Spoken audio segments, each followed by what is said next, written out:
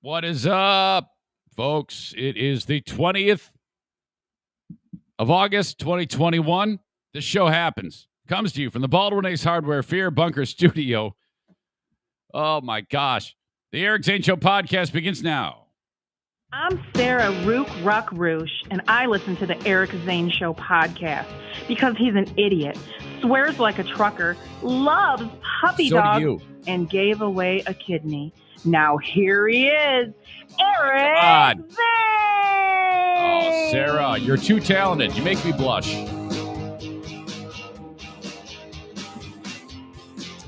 Hello to you all.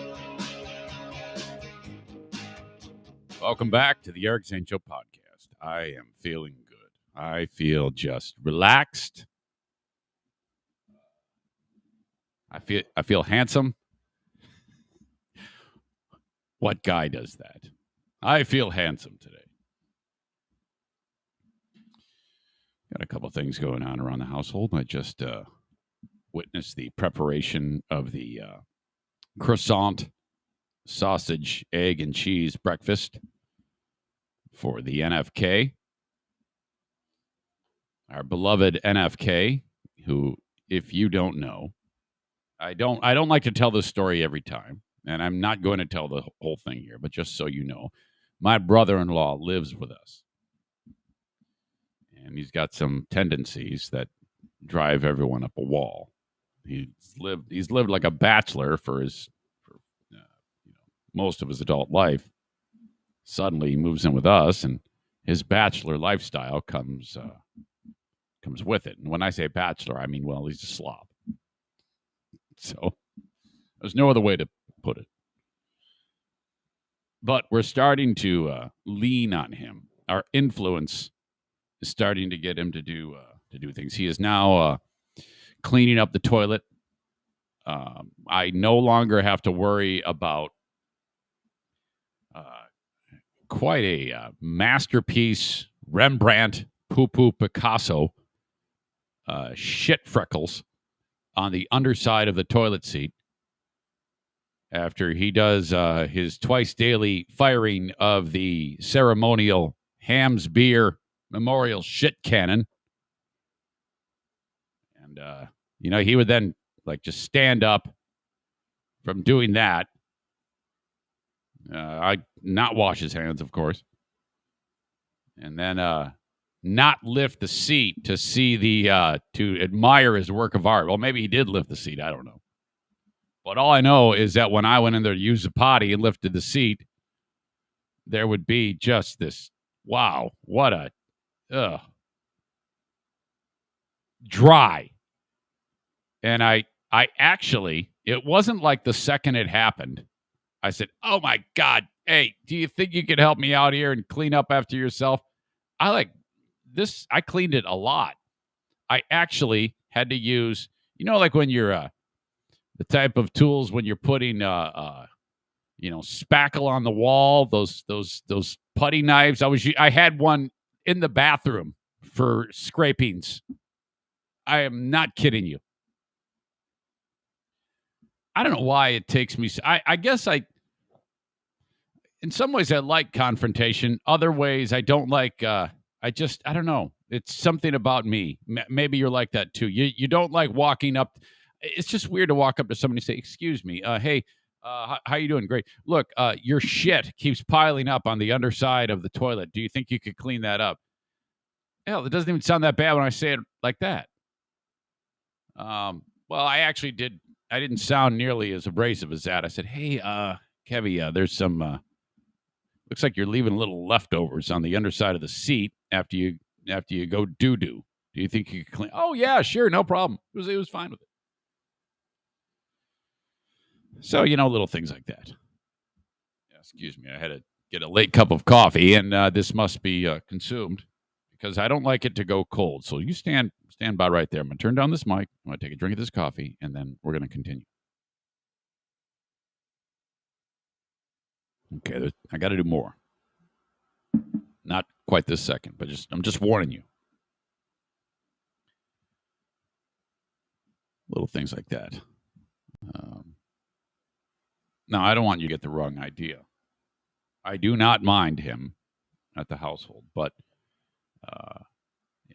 just little things like that, teaching him, and we've gotten him to start showering. So this is, I know to some of you like, this is ridiculous. What, you have to convince him to shower? Yes, we do have to convince him to shower, but he's doing that, and I'm happy. One of the other things that has been a ongoing struggle has been food preparation. That goes like this: you take the croissant, sausage, cheese, and egg, Jimmy Dean, which those really are quite good. They have mastered the ability to take something and just throw it in the microwave, and it actually, it's not bad. Well, that's part of a regular dietary choice. Makes me sick too because he eats frozen garbage food, breakfast, lunch, dinner, and his cholesterol is that of like a world-class marathoner. He is unbelievably healthy. Genetics or something. I don't know if it's that old Irish hillbilly blood, but my cholesterol is like twice as bad as his. His is, you're supposed to have 100 on the LDL, no more than 100. He was at 101. Damn it. I'm at like 150 and on the verge of being medicated. Now, I don't understand how this is, but most normal people would take that Jimmy Dean sausage deal and, if not, put it on a plate to prepare it the way you want it to be prepared. At least, I don't know, paper towel or something.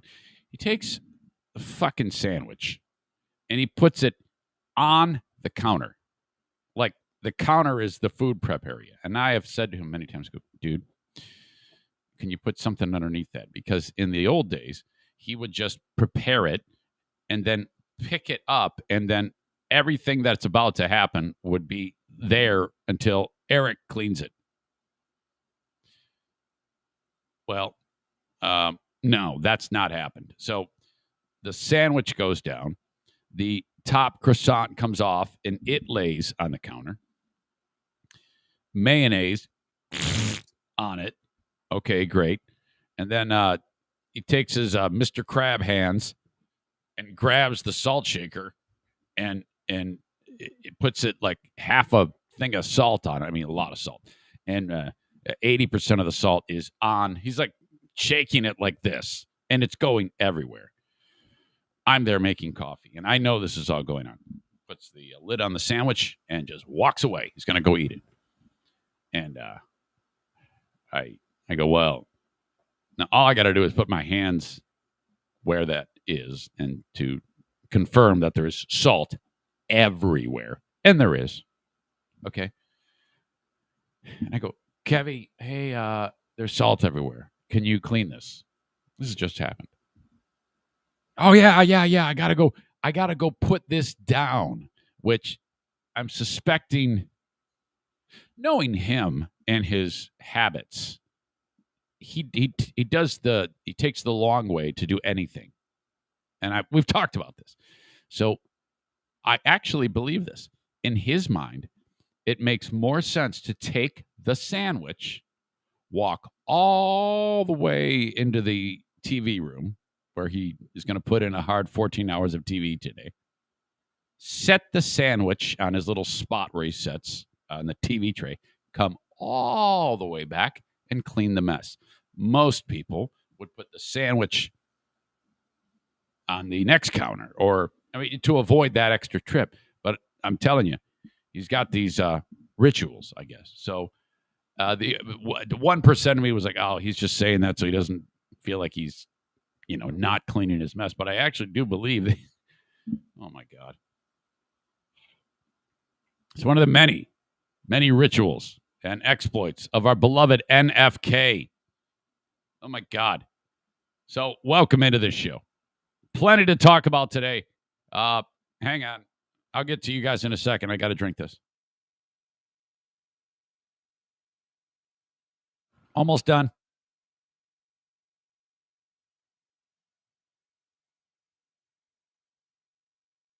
Kate says mild OCD. I believe that. We've talked about the shenanigans that he does and all the rituals.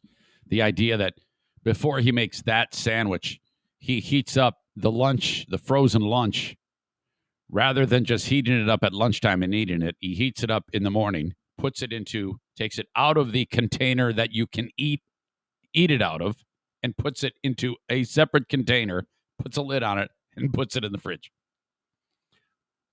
What? Everything's got an extra step. Kate also says, messy counter, I hate that. Crumbs, sticky, ugh. Oh, yeah. That's a regular thing around here. Chris says, salt on it. They already have a 10,000 milligrams of sodium to begin with. Dirk says, I imagine his hands to be like the penguins from Batman Returns. You are correct. That is a true thing you just said. They go like this. Thumb kind of meets index. The middle ring and pinky don't work, so it's kind of like he does like a grabby thing. Rawr, rawr. All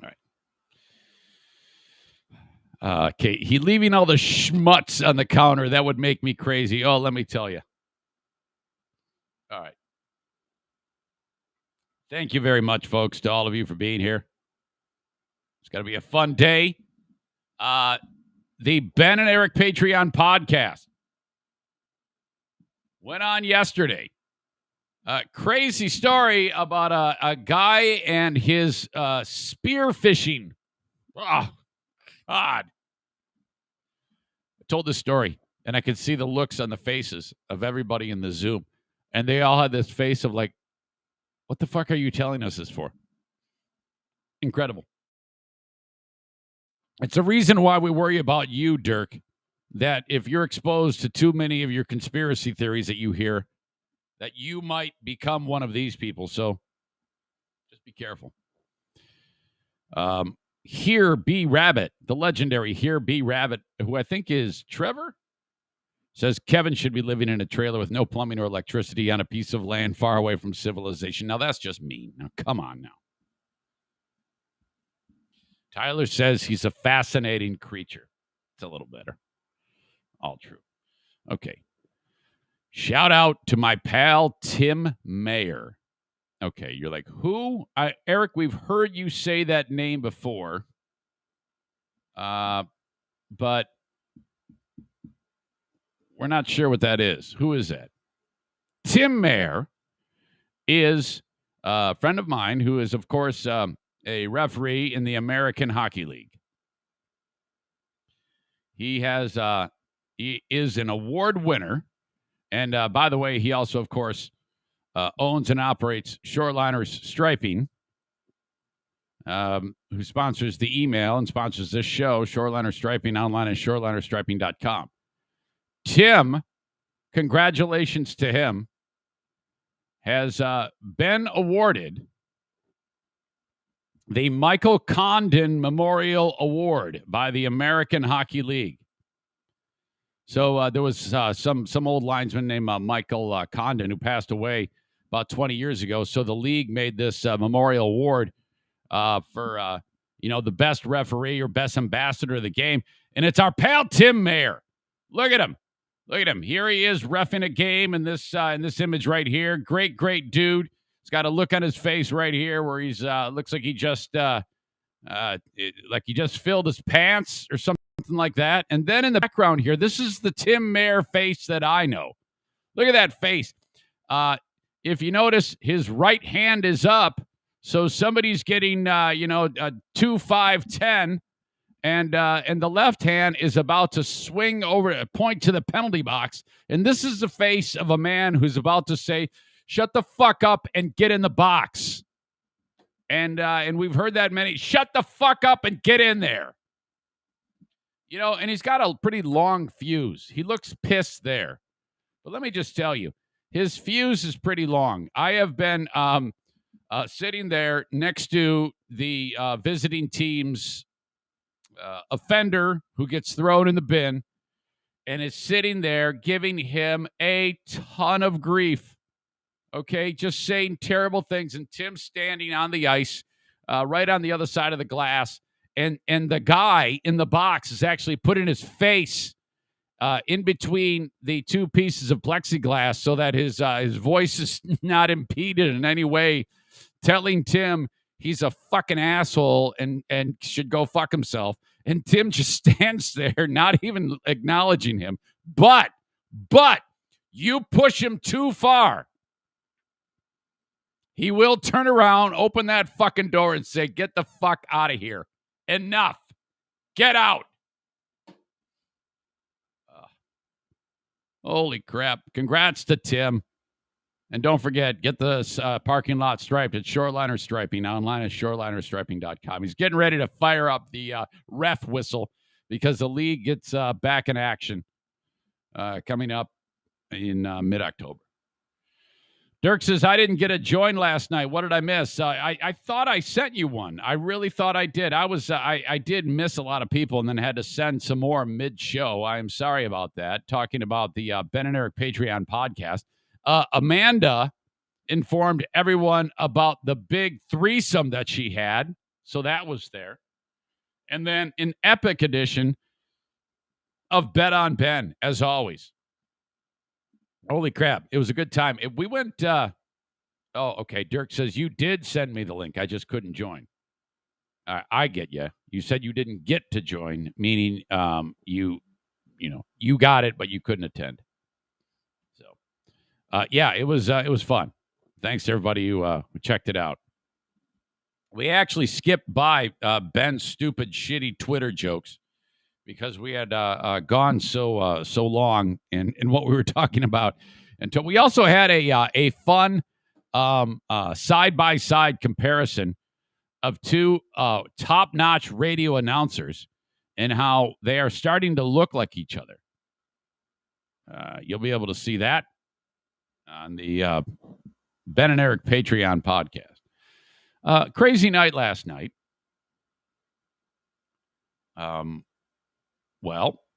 Actually, crazy day yesterday as Diana's brain went kablooey. This was insane. Wow, it was quite a roller coaster because I was seated right here at about 2 p.m. doing some work, and Diana comes in here and she says, "I am having an anxiety attack," and I go, "Wait, what?" And she goes, "Yeah, as you know, she just crazy week where she had a job interview on Tuesday, and they were really impressed with her, and they offered her the job, and it's a lot of work working placing like it has to do with foster children and parents and heartache, and that, this is hard work, and that's not the problem. She's used to that. She's used to when I say hard work, I mean like taxing mentally, not like digging a ditch, but you're dealing with some sad stories here with the foster care system. But she, that's kind of up her alley. She kind of gets her hands in there and gets the job done, and very thorough. Right person for the job right there. And she really, when she's, as in the past, when working in the schools for the past 7-8 years, she, tell you what, not every person has the manageability to work with children that are, most of them, autistic, some severely in the schools. But I tell you what, man, all these kids that a lot of other people haven't been able to get through to, she had a knack to be able to cut through all the interference and make a real connection. So she has just loved that job. And it was very difficult for her to make that decision because of that reason. She wasn't doing it for the money. It was a very much underpaid position. And she had gone back and forth many times with the powers that be about, hey, we don't even have insurance. We don't have anything. And so she's looked in the past, but something's always brought her back to the school. And then I don't know, something clicked, and she saw this job, and it's not like this one is anything that she'll get rich doing, but the pay is a lot better, and they offer her insurance and 401k and things, just a lot of other benefits. And she's like, I think I'm going to try this. So, that's tough because she loves the kids. She loves all the staff at the school. And I go, well, you do what's right for you. This is all you. If you think, that now's a good time, go for it. If not, no big deal. So no pressure. I go, and be honest with you, you're so good at that job that even if this turns out to be something that you're not interested in, the new job, I'm guessing maybe not right away, you could work your way back to that last job. So don't even sweat it. This is all good. Doing the things that husbands are supposed to do. Encouraging. I support whatever you do. You can't go wrong when you do one of those deals. And so she pulls the trigger on this. And she goes, I'm doing it. Yesterday, she comes storming in here. She's like, having an anxiety attack. I looked at this job and a bunch of people wrote bad reviews. Now, in the back of my head, I'm like, I'm kind of glad she did not look at those reviews before she applied for this job. And here's why. Because there's many, many bad reviews about it. Many. Like, Kenny knows about reviews. 5 stars, 1 stars. There's nearly as many 1 stars as there is 5 stars. And all sorts of written words documenting why the people haven't liked the job. And so we're kind of going over them one by one, and we're only looking at the bad ones. So I go, well, okay. And so I kind of fall in with her, and I'm like, well, I don't know. Maybe you should call your. I go, how about you call the new employer and address these things? Say, look, hey, I wanted to go over this. They have like an HR person. I go, that's what that person's there for. Why don't you call them? So, she does. Nicest lady in the world.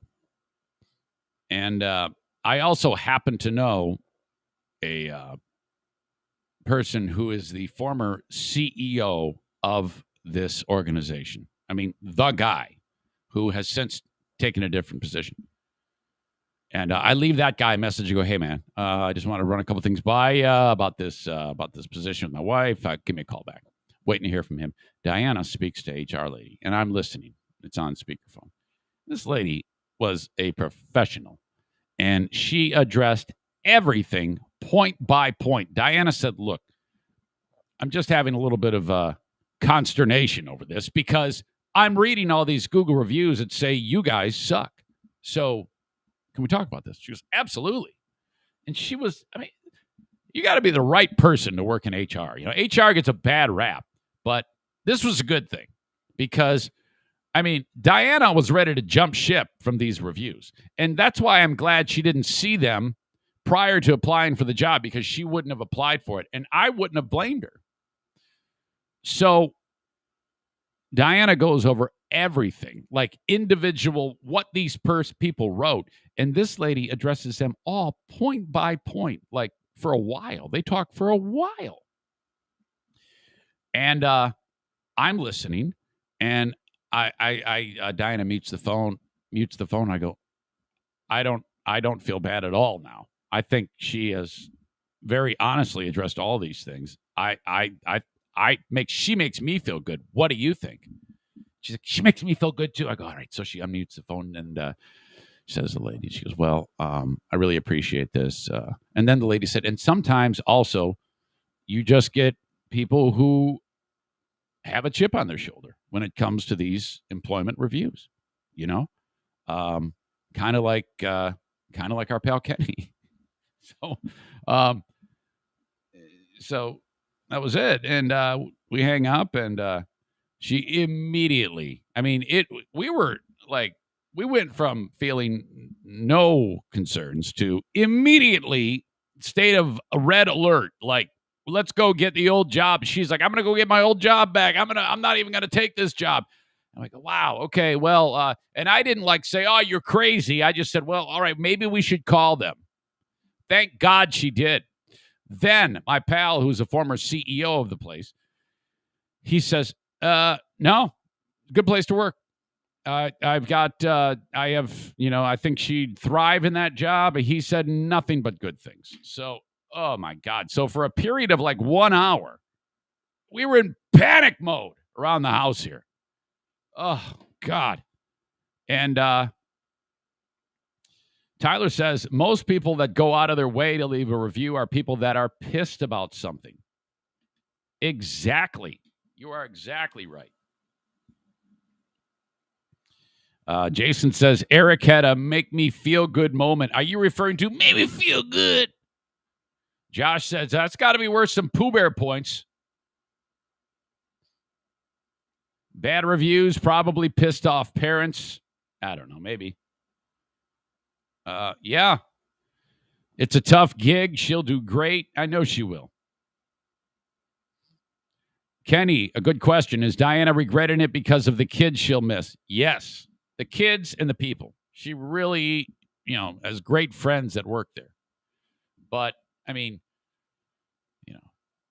what's interesting is I was talking with Diana, and, for the longest time, because she works many more hours than 29.75 hours a week, okay? She works much more than that. It's full-time. But she can only be a 29.75 hours a week employee, all right? Which means no insurance, nothing. And she makes, if you walked into Taco Bell, you could get her wage and a lot more in terms of fringe benefits than what she got. And then so I'm talking with Diana about that. And she goes, and, yeah, there's that. Meanwhile, we just hire a new weightlifting coach. I mean, can't the football team, can't somebody wear a couple of hats and, teach these kids how to lift weights? And they can throw a few bucks over to the para pros to make it so that they make more than Taco Bell employee. Is that possible? And the whole deal about no insurance. Not happening. So then I'm talking to somebody, and I find out that the interview process has begun in earnest to replace Diana. And it's kind of tough to fill those positions. So they're announcing that they're offering insurance. Diana's like, oh, what the fuck? Are you kidding me? So that kind of pissed her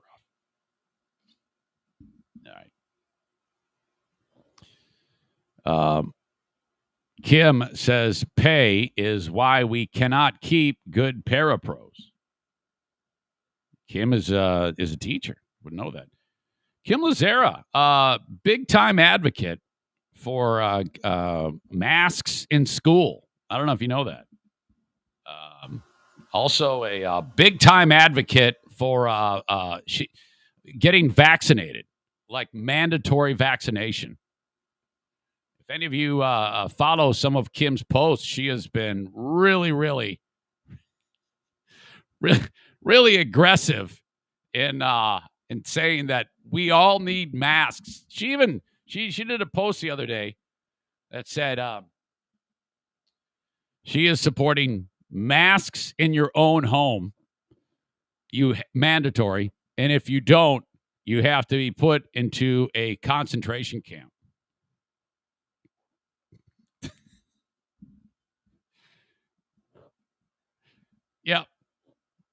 Yeah, she's all about it. Nah, I'm totally kidding. She's patriot. Pain in the ass. Jacqueline says, Dad, say hi to me. What is that all about? Aren't you supposed to be working in your big girl job? Hello, Jacqueline. All right. That's weird. Dad, say hi to me. All right. Where are we here? I don't even know what's going on. Oh, okay. I made another episode of the Insane Asylum yesterday. All right. And Adam's Oddity. That's a song that I usually post for my pal Adam Knapp in Houghton Lake. And he sent along. By the way, I was really proud of this episode, not because of the amount of influence by the audience. I think I picked 2 songs. There's a tremendous list there that it's going to surprise some of you. Mastodon makes an appearance again. And I'm not even a fan of the band. I went with the idea that you all helped me curate it. Static X, Destroyer, which is a song that Kenny's probably familiar with. I mean, this is I actually like that song. Static X, Destroyer into Chest Fever by the band is a segue for the ages. My God. It is a great, great list. I was really happy about it. The Warp Riders by The Sword. Radio Girl by Volbeat. We did JC's Tales from the Road again. And then Adam's Oddity was a mashup by a guy named Bill McClintock. But I gave credit to, actually said Bill Whitaker, who is not Bill McClintock. Anyway, Bill McClintock does mashups, and he titled this one as Coming to You from Dantalica. Dantalica is what you get when you combine Steely Dan with Metallica. And that gives us the song, When Black Friday Comes, You Know I'll Seek and Destroy. Dude, you must hear this. This is 3.5 minutes of awesome. It is one of the most perfect mashups I have ever heard. You take When Black Friday Comes, or Black Friday by Steely Dan, and mix it with Seek and Destroy by Metallica, and it's incredible. There's a video that goes with it, too. And we obviously can't see it right now, but look it up, man. You will not be let down. Oh. There you go. Idiot says, old man rock isn't my thing. You're an asshole. But yeah, kudos for including Static X. God, you are awful. You are in fact, I'm going to give you 300 seconds just for referring to it as old man. No, I can't. I'm not in a 300-second mood right now, so screw it. All right. Jacqueline says, I can listen to you while at work. Well, don't screw anything up. And remember, Sunday, crispy chicken sandwiches here at the house. We have not had, Dirk says, hold on. Dirk says, Steely Dan and Metallica mashup sounds blasphemous and horrible. No, dude, I'm telling you, it is amazing. Check this thing out.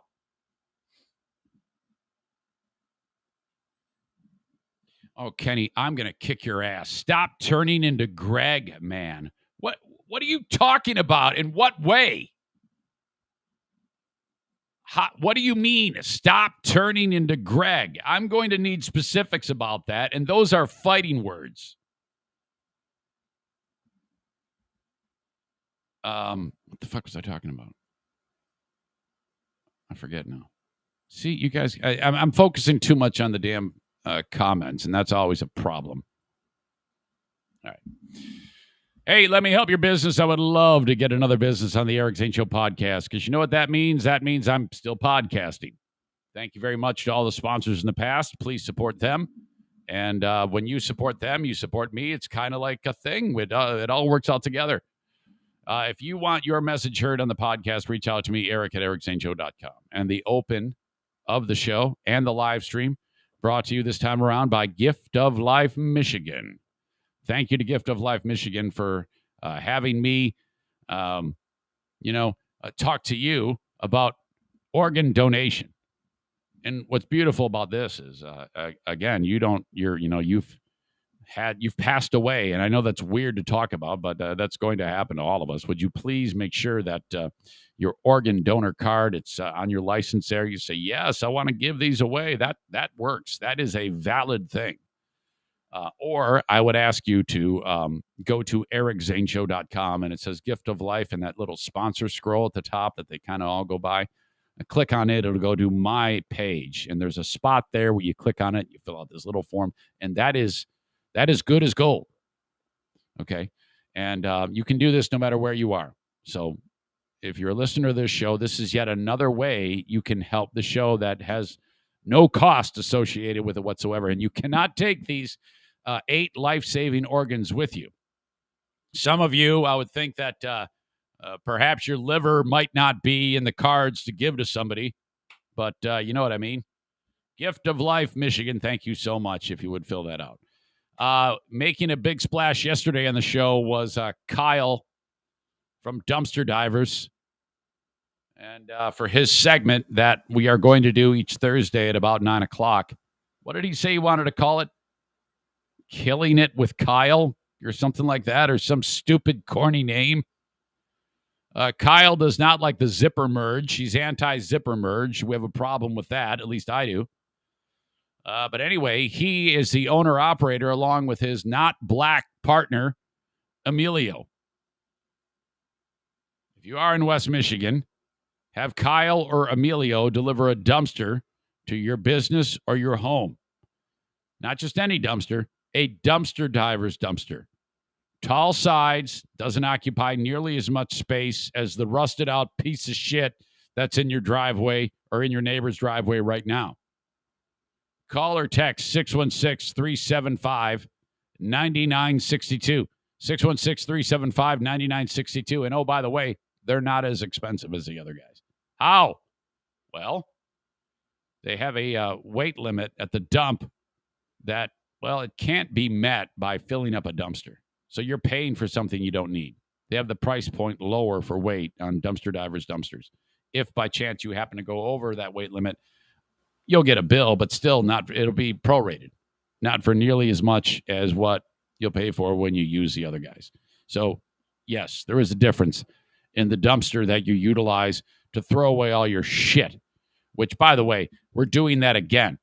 We didn't throw out enough stuff the first time, so we'll be bringing another Dumpster Divers dumpster there and filling it up with more shit. And I love throwing shit away. I mean, there is something fantastic about that. Just getting rid of stuff. You don't need it, for God's sake. 616-375-9962. Deep breath. I feel really good. I feel good.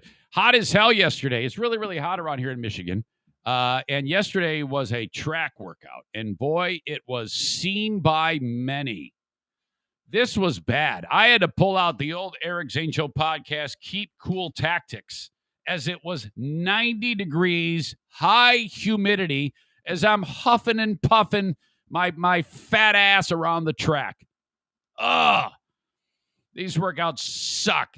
So, okay. Repeats on the track again, half-mile repeats. And it's like, oh, my God. But there is a trick. There is a trick you can do to keep cool. So, you know, you're baking. And there is a ton of people because you have 4 high school football teams having a joint practice. All right. And I tell you what, high school football in most communities is a big deal. And I know it is here, but that was on display with this practice. So, I mean, you just look around and the expense to get these football teams to and from these events. There's a team from the other side of the state, Orchard Lake St. Mary's, one of the best programs in Michigan, drives 160 miles to this stadium for their team to scrimmage one of it's like rotating, you know. Orchard Lake St. Mary's offense will take on Coldwater's defense, put the ball at the 25-yard line and try to punch it in, and then they flip, and then Coldwater will do the same thing, trying to punch it in against Orchard Lake St. Mary's. Meanwhile, there's another team, and I don't know who it was, in Hudsonville, doing the same thing on the opposite end of the field. So they like run plays, scrimmage, flip, defense comes on, then they do it again, banging heads, coaches talking, drones in the air. Coaches have drones and probably paid for by your tax dollars, and shooting aerial footage of the game. There's a Wi-Fi set up on the field so that coaches can like upload, and like there's like a war rooms and shit like that, and play, like the when you're watching a football broadcast, there's like touch screen. I mean, you would not believe the shit that's going down here for these fucking brats. Meanwhile, Diana can't get more than $13 an hour to be a fucking parapro. Thanks, idiots. And this is all going on, I mean, think about it. And these huge charter buses to get these kids from these different parts of Michigan. Oh, again, you're paying for all this shit. But it's football. Yeah, man, come on. Anyway, I was just... And the fans, the stands are packed. If there was ever a doubt that football is not that football is not the number one sport, I mean, come on. There was a time when baseball was a national pastime. It's not, man. I mean, people get more excited about this high school practice than they do the World Series in baseball. So there I am, chug-a-lugging around the track, sweating my face off, but veteran here, okay? Veteran here who knows that I'm going to get too hot. So this is what you do. If you ever have to go out and run when it's this hot out, okay, it works better when you're doing repeats because you can have your cooler. You bring a cooler full of sandwich bags full of ice, Ziploc sandwich bags. Okay, this is what you do. It's 90 degrees out. You're going to die. And you have a hat on, a running hat. Make sure it's a running hat. I guess it could be any baseball hat. Doesn't matter. But this is a baseball-style running hat. Cloth. You put the ice bag in the hat, and then or just put the ice bag on top of your head, and then you rip a little corner out of the plastic bag before you do it so there's a hole in it. Put the ice on top of your head. Put the hat on it. You look like an idiot, but don't put too much ice in it so you look like fucking Fred McGriff. But do all that. Then you start running, and your head is like 300 degrees, and the ice immediately cools you down, and then the water trickles out of it, and it's cold water just running down your face. It is a fucking godsend. I'm cool as a cucumber, crushing the half-mile repeats in preparation for what will be the October 17th Grand Rapids Marathon challenge against Mike Ball. I, of course, will provide the link for you. Remember, if you go ahead and donate $25, you can pick the winner of that race. And whoever picks the correct winner with the amount of time of victory, closest to the amount of time of victory, wins a $300 gift card. Visa gift card. Second closest, $200. Third closest, $100. Okay? And it's going to cost you, though, $25. This is all in an effort to raise money for the AT Children's Project. They need money always. In fact, I want to read an email to you. From Brad Margus, the volunteer CEO who has 2 children with AT. All right, it's a little long, but this is important. This is why I'm doing this. This is why Mike and I are doing this. Mike's a pain in the ass, but I love him dearly. Dear friends, I hope you and your families are remaining safe. COVID continues to throw new challenges at us. While the pandemic has made funding and operating the AT Children's Project vastly more difficult, we're continuing to drive forward innovative research, knowing that our kids will keep deteriorating a little bit each day until a treatment is found. Today, I'm eager to share an uplifting story about an industrial-scale research project that is within our reach because of the initiative and perseverance of the Graben family in Pennsylvania and the kindness of one of their friends, Dan and Michelle Graben. and the kindness of one of their friends, period. Dan and Michelle Graben, whose 3-year-old son Connor has AT, have been eager to contribute their energy to supporting AT research. Fortuitously, they have a friend, Joelle Lucarell, who works for Charles River Laboratories, a global firm that provides numerous services to the pharmaceutical industry.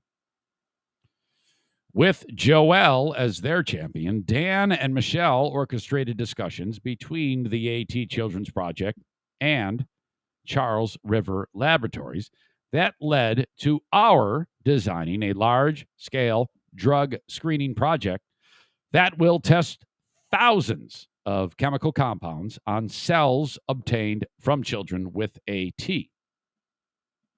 to identify drugs that have positive effects. Because a lot of research has already been performed on the compounds to be tested, the project could potentially leapfrog traditional drug development approaches, greatly accelerating the path to a new treatment in AT kids. This is very exciting, Brad writes. But the Grabens weren't done yet, because the project would cost about $185,000 that the AT Children's Project simply didn't have. Dan and Michelle started raising funds for the project from family and friends. In just a few short weeks, they raised the first $100,000. Then, 2 days ago, Charles River Laboratories generously chipped in $40,000 toward the project's budget. We're now looking to quickly close the $45,000 gap so that we can keep this momentum. You can call Charles River Laboratories and tell them to proceed immediately with the project. We'll be enormously grateful if you can help us deliver a storybook ending to the Grabens' inspiring undertaking by, and then he writes, making a donation, and it's highlighted in a hyperlink. Well, just so you know, what I just posted there, and you can see it on the screen, that does go to that. It's all towards kind of like bulldozing the funds toward that large-scale drug screening for the AT Children's Project. So there you go. Looking forward to all of that. At the end of the day, that's what Mike and I are doing it for. I'm starting to think that, unless Mike gets some type of injury, there doesn't. I'm just too slow. Just a little food for thought. I'm expecting, 9 minutes a mile at this point. I'm just slow. I'm doing the workouts, but I'm not getting any faster. 13.1 miles, as Mark says. How long is this race? Tyler says, if you put too much ice in those bags, your head's going to be shaped like Dean's. Well, yeah, no, but it's only temporary. He's got to live with that. The Duchess says, I should try that when I walk. Well, you need to know it's annoying as hell, too, because water's dripping off your face.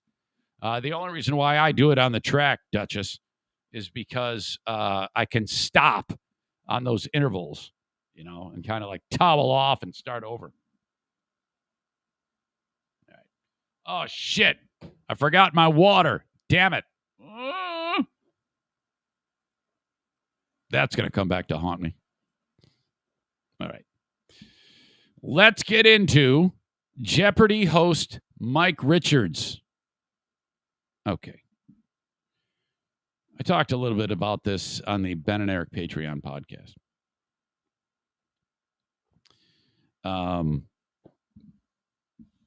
No one knows who Mike Richards is.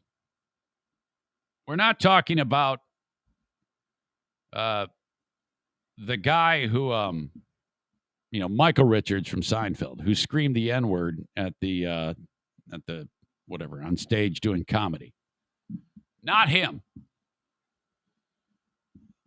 This dude is he appears to be good at hosting, but again, no one has any idea who he is. And he was just recently made the executive producer of Jeopardy like a month ago.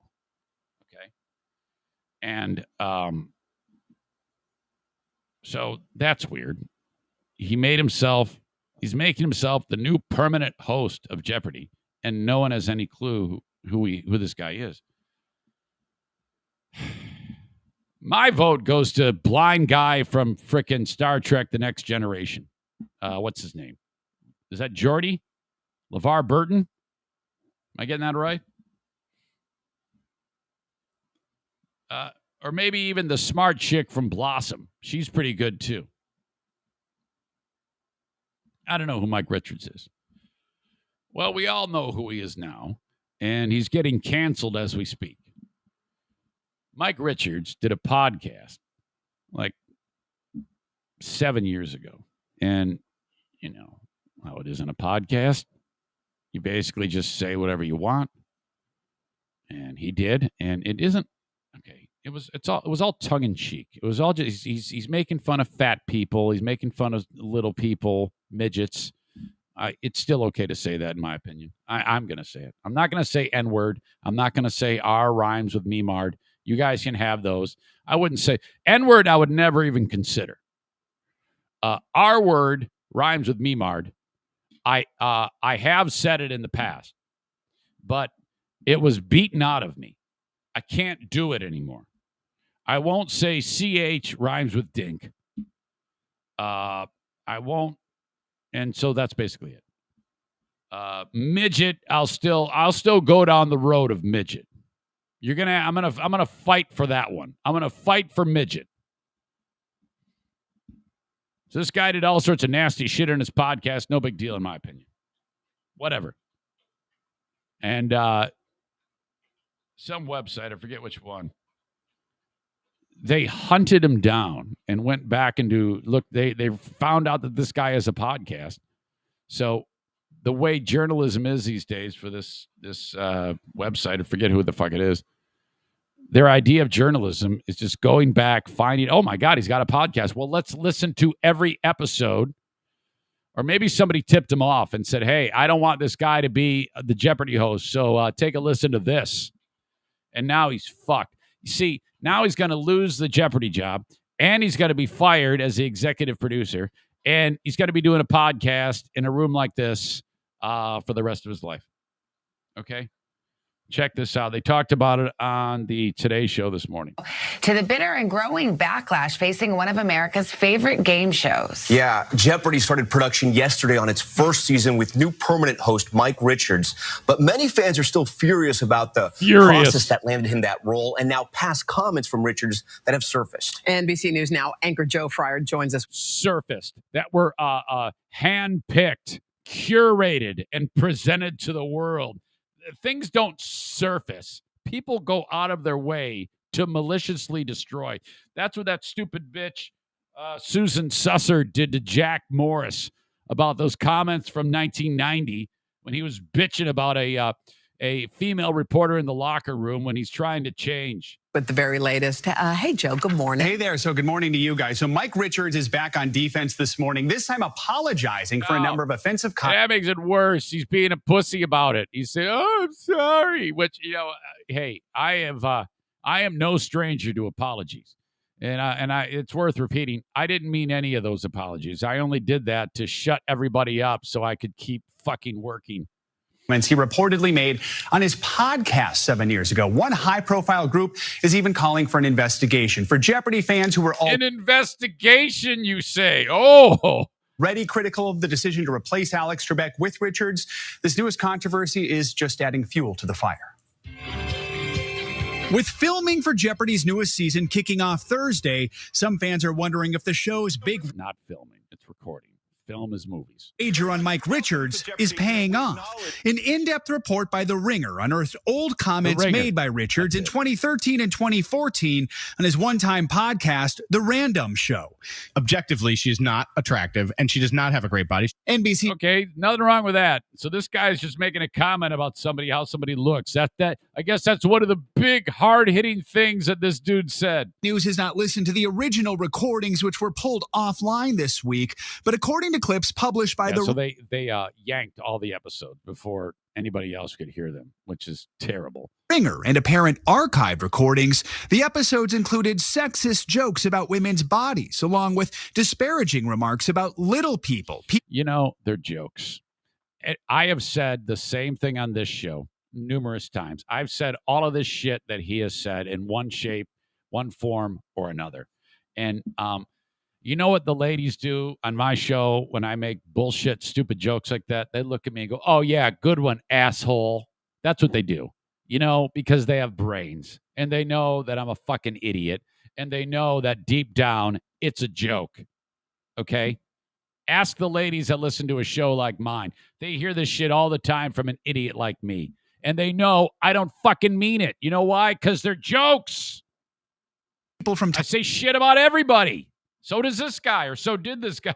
Taiwan and Haiti, those with mental disabilities, and Jewish people. All good jokes. Richards also reportedly mocks a co-host for giving money to an unhoused person. An unhoused person, you say?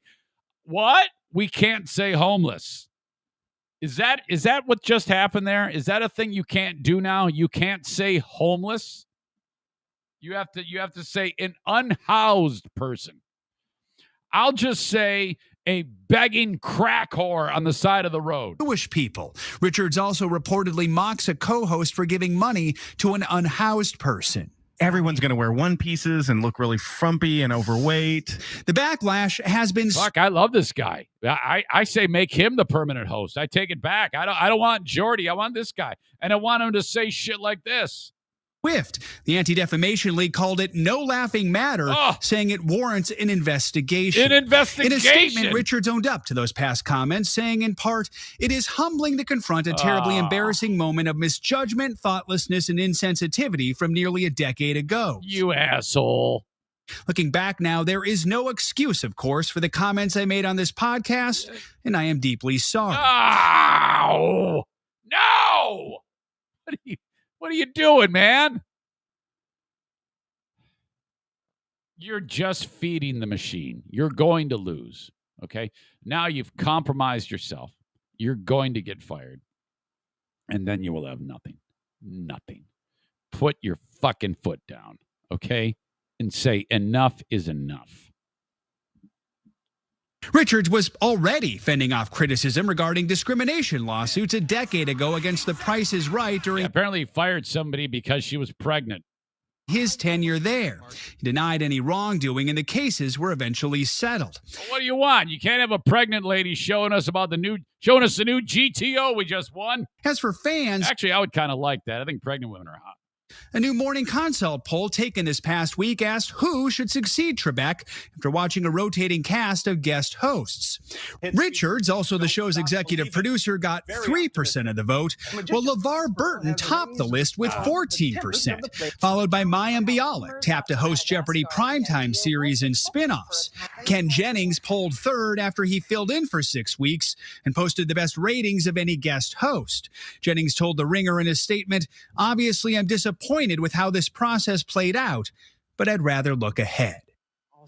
This whole riddle could be answered if we knew who Alex Trebek would have wanted for host. Do we have any idea? It's interesting. Some fans have been pointing to an interview he did in 2018 where Trebek mentioned a couple possible replacements. One was CNN legal analyst Laura Coates. Another was LA Kings hockey announcer Alex Faust. Some fans have expressed anger that neither of them filled in as guest hosts this year. By the way, these new episodes that are taping now are scheduled to start airing on September 13th. Okay. All right, Joe. Thank you. Expressing anger over who's going to be on fucking Jeopardy, you idiots.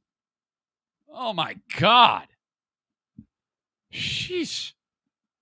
They need, you know what they should do? They should double down and have Joey Diaz be the host of Jeopardy. Or Snoop. Joey says, go woke, go broke. That's what's going to happen to Jeopardy, the NFL, the NBA, Detroit Tigers TV broadcast, all these idiots who think they're doing something special. Oh, my God. Dean says we're doomed. By the way, Dean thinks that I am, we were talking about gayness on the Ben and Eric Patreon podcast yesterday. And I admitted to having a certain percentage of gayness. And I said, I think I'm 3% gay. Dean said higher, much higher. You are much more gay than that. And I go, please tell me. And he goes, I just think you're, I don't know, maybe 7% gay. I'm like, huh, okay. Interesting. Now, Dean says he's 0% gay. And I said, well, I only think I'm a little gay because of how when I see handsome men, I am not going to ignore that. I'm going to say, my God, look how handsome he is. Look how handsome that gentleman is. Oh, my God. And that's good. That is a good thing. And Dean is all like, no, oh, my God, no. He might as well be wearing a T-shirt that says, I'm a homophobe. He thinks he is 0% gay. I don't know. Kyle, referring to the unhoused, writes, I call them drug addicts because that's how they got there. Maybe unhoused. Dirk says, you admitting your gayness is sort of like when Barry Manilow came out. Barry Manilow came out? I didn't know that. Not shocking to anyone at all. Well, it's not like I've got a dick in my mouth. There's a slight degree of gayness. I have never touched a man other than saying, this man's handsome or you look very nice. Those are compliments, gay in nature. And that's a good thing. Okay? The Duchess says, well, you don't always stop at, well, he's handsome. Well, yeah, there have been times when I said, that guy's got to have a huge crank. That guy's crank is massive. Still not anything more than that. I mean, come on here. Jason says, can't say drug addict, guys. Got to say substance dependent. Bullshit. Crack whore. Junkie. Tweaker. All right. Sick, distorted individual. That's a little too wordy. So this is all bullshit, but this guy is done. This guy is done. He will not be back. There is no way he survives this. I want to share with you something that I've been meaning to share with you, and that is, did you see this gator attack? Thank you, Dirk. I'm finally getting to this. Okay. I'm going to play for you an audio clip with, which is kind of like follow-up to what happened at this like, it's kind of like a reptile park or something like that. It's in Utah. And this is bad because what you've got here, as you can see, is all of these kids. Okay, this is at a birthday party. And here's the gator. This is a pretty big gator. That's not a small thing. I would guess it's from tip of tail to like his nose. That's at least 7 feet. Okay. And you got all these kids here, boys, girls, birthday party. Here's the parents. They're all, checking this out. And then the handler is going to come up and say, okay, now here's the gator. And you can just see that she's got her hand up and the gator's like kind of moving. And then she's like, uh-oh. And he's not responding. Then, somehow, did you see that? She gets her hand in the thing's mouth somehow. That was really something. It was really weird. It's almost like she put it in there. So I know you can't hear anything. It basically all is happening in the audio is you hear splashing and kids going, oh, Mom! The kids are traumatized. Look at this mom. She's got her mask off, of course. That's Kim Lazaro there. And she's so, and then the moms get the kids out of there. All these kids are going to go on to become drug addicts and promiscuous sex addict and sex trafficked because they've seen this horrible event. Okay, look at that. She just kind of like puts it in there. She actually did, and then look at that. Look at the strength of that. It is throwing her around, and now she's fucked. Okay, now enter this dude. Okay, this guy with the bad fashion sense, wearing the fluorescent green top with gray sleeves, bald head. She's now, the hand is in the thing's mouth. And he's like, well, what do I do? And he grabs her, and the hand is still, she does the old leg lock. You know, she's used that maneuver on many a dude. Okay. This guy, though, he's like, fuck, I want to be that gator. So I'm going to go save that chick. And then after she gets out of the hospital, she's going to wrap those legs around me. Look at this guy. He just gets ready to goes, fuck this shit. I'm going to help her. Sheepdog right there running to the danger. He gets on top of this thing and not really sure what he's doing there. But she is actually remaining very calm here. And again, the audio is really loud and weird, but she's actually saying to him at this point, like, no. And then this guy here, he's not man enough to get in. So, he's just kind of like, he's man number 2. He's got his hand on her wrist while dude is got like the gator in a rear naked choke to some degree. So how the hell do they get out of this? You got guy laying on top of gator, hot chick with legs wrapped around gator and hands still in mouth. Okay? So this goes on for extended time. Gator's still trying to move. Very, very, look at that. This gator is effortlessly, you think about the strength of these creatures. It's on display right here because you got a 200-pound man on top of the back of this fucking gator, and then the gator has a chick in its mouth, and the gator is very easily moving all of them and writhing around. Okay, and then crazily, the thing just lets go. Let's go. It says, all right, fuck this. Now I'm going to eat this guy. So she is out now. She suffered injury, but she's okay.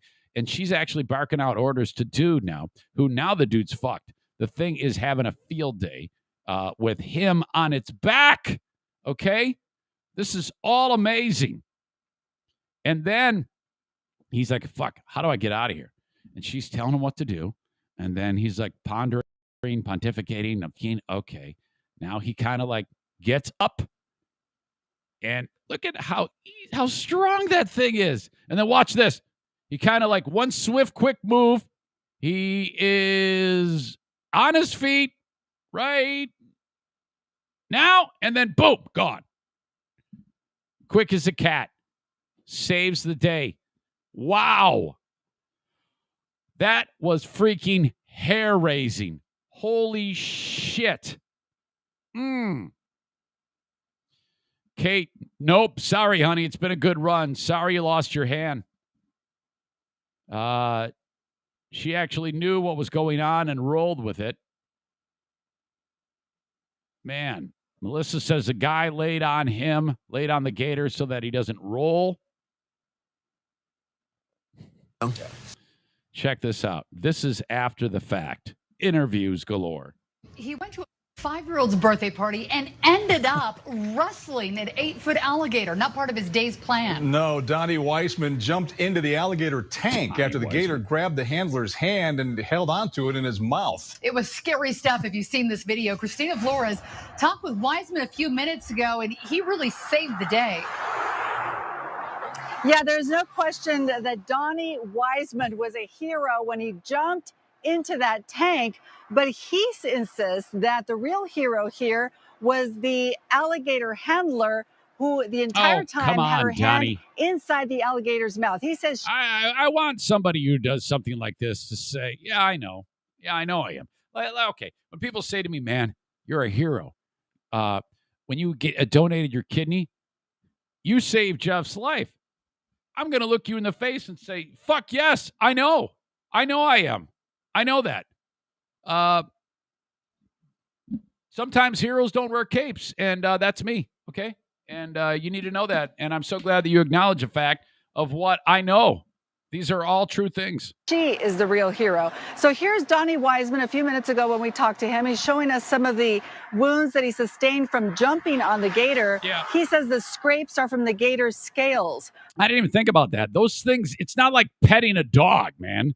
These things are armored, and he's got like all these little puncture wounds on his belly. On Saturday, this is video from Saturday, Donnie went to a child's birthday party at Scales and Tails in West Valley. The handler was about to feed the gator Scales, tails, and hands in the enclosure when the gator grabbed her hand, did not let go.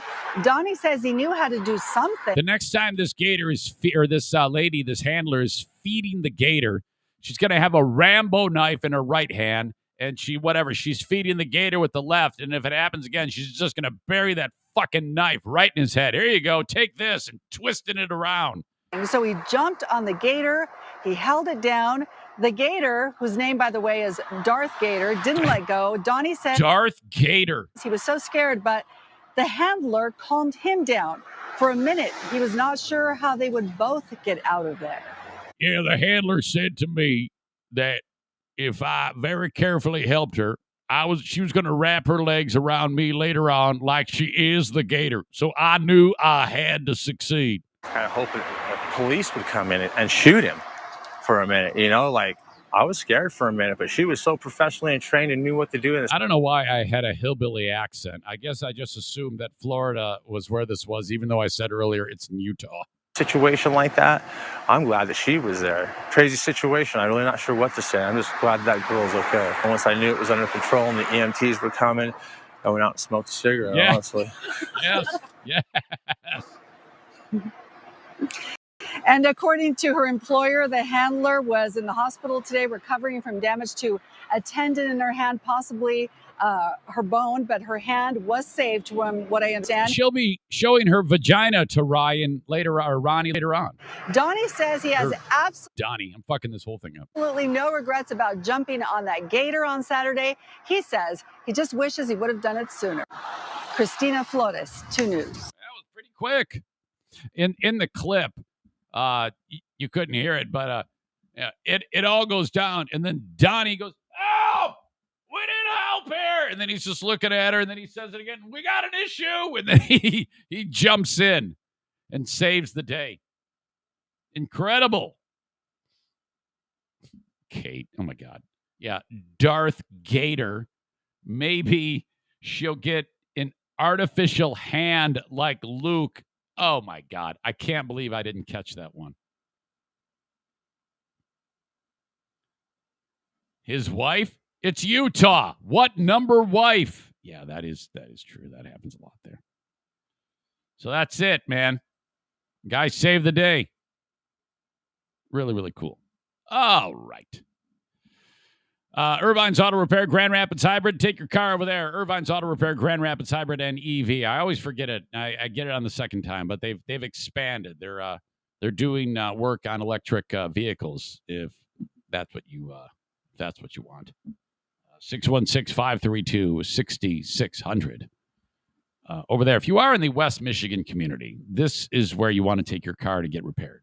As always, please support the sponsors. When you support the sponsors, you support this show. And mention my name when you take the vehicle over there to Irvine's. 616-532-6600. Family, veteran, lady-owned business, okay? Husband and wife tandem. You got Megan. You got Bruce, who's like a blood relative. Absolutely awesome. Great crew over there at Irvine's Auto Repair, Grand Rapids Hybrid, and EV. They are just off of 44th Street in West Michigan. In fact, if you're on 44th, there's a side street called Stafford, 3 blocks east of 131. You just look down Stafford. You'll see it as you drive by. You'll see their sign right there. Can't miss it. Check them out online, irvines.com, and they spell it E-R-V-I-N-E-S, irvines.com. Hey, Zane, this is inevitably how it happens. People just know I have a place that you can repair cars, get your cars repaired at. And sometimes messages go in one ear and out the other. So I'll get hey, Zane, what is the name of that business again? Because you know there's one business in particular, this one. You just forgot the name. That's okay if you do that. Just as long as you know it's Irvine's Auto Repair, Grand Rapids Hybrid, and EV. Irvines.com. Excuse me. Thanks again to the Mario Flores Lakeshore team of Van Dyke Mortgage. Call up Mario, 231-332-6505, getting people mortgages from anywhere in the U.S., unless you're in Maine, South Carolina, Hawaii, or Alaska. Mario will work with you every step of the way. Hang on. God, still trying to put this cold away.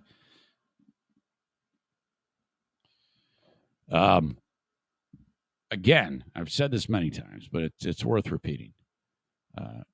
There are thousands of people that can get your mortgage for you for the home that you want to buy. If any of those mortgage people had to choose whether they wanted to work with someone who had a great credit score or a shitty credit score, they would always choose a great credit score, because that means they can get more money for the home that they want to buy. Okay? Stands to reason. So if they had to choose, they would do that. A lot of mortgage people turn business away. I can't get you a mortgage. You had that divorce that messed up your credit. So they, even though they probably know you can get a mortgage, they're going to turn that business away because there's a few extra stones that have to be turned over for the person who is going through what I just described. For actually not a lot of payoff for the person doing the mortgage. You see how that works? That's why I always say not all mortgage people are created equal. Mario wants every one of you, okay? Great credit score. Fantastic. This will be an easy process. Quick, painless, won't take much time at all. Hardly any effort on anybody's part. Bankruptcy, divorce, bad credit, no credit. That's a lot of people. Come on in. He'll help you out. More often than not, he will be able to get you a mortgage. And then you can get out of paying shitty rent to some dick who's getting rich off of you. Pay for your own house. Now, because that credit score kind of stinks, it's not going to be the best loan, but it's still your home, and you're still paying on it. And then you pay on time. Many times. Yeah. Get about 18 on-time payments.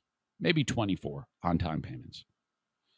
Then you refi for a lower rate because your credit's improved, because you paid on time for 18 to 24 months. Mario does that too. That's how he does it. Does that sound like you, any of this?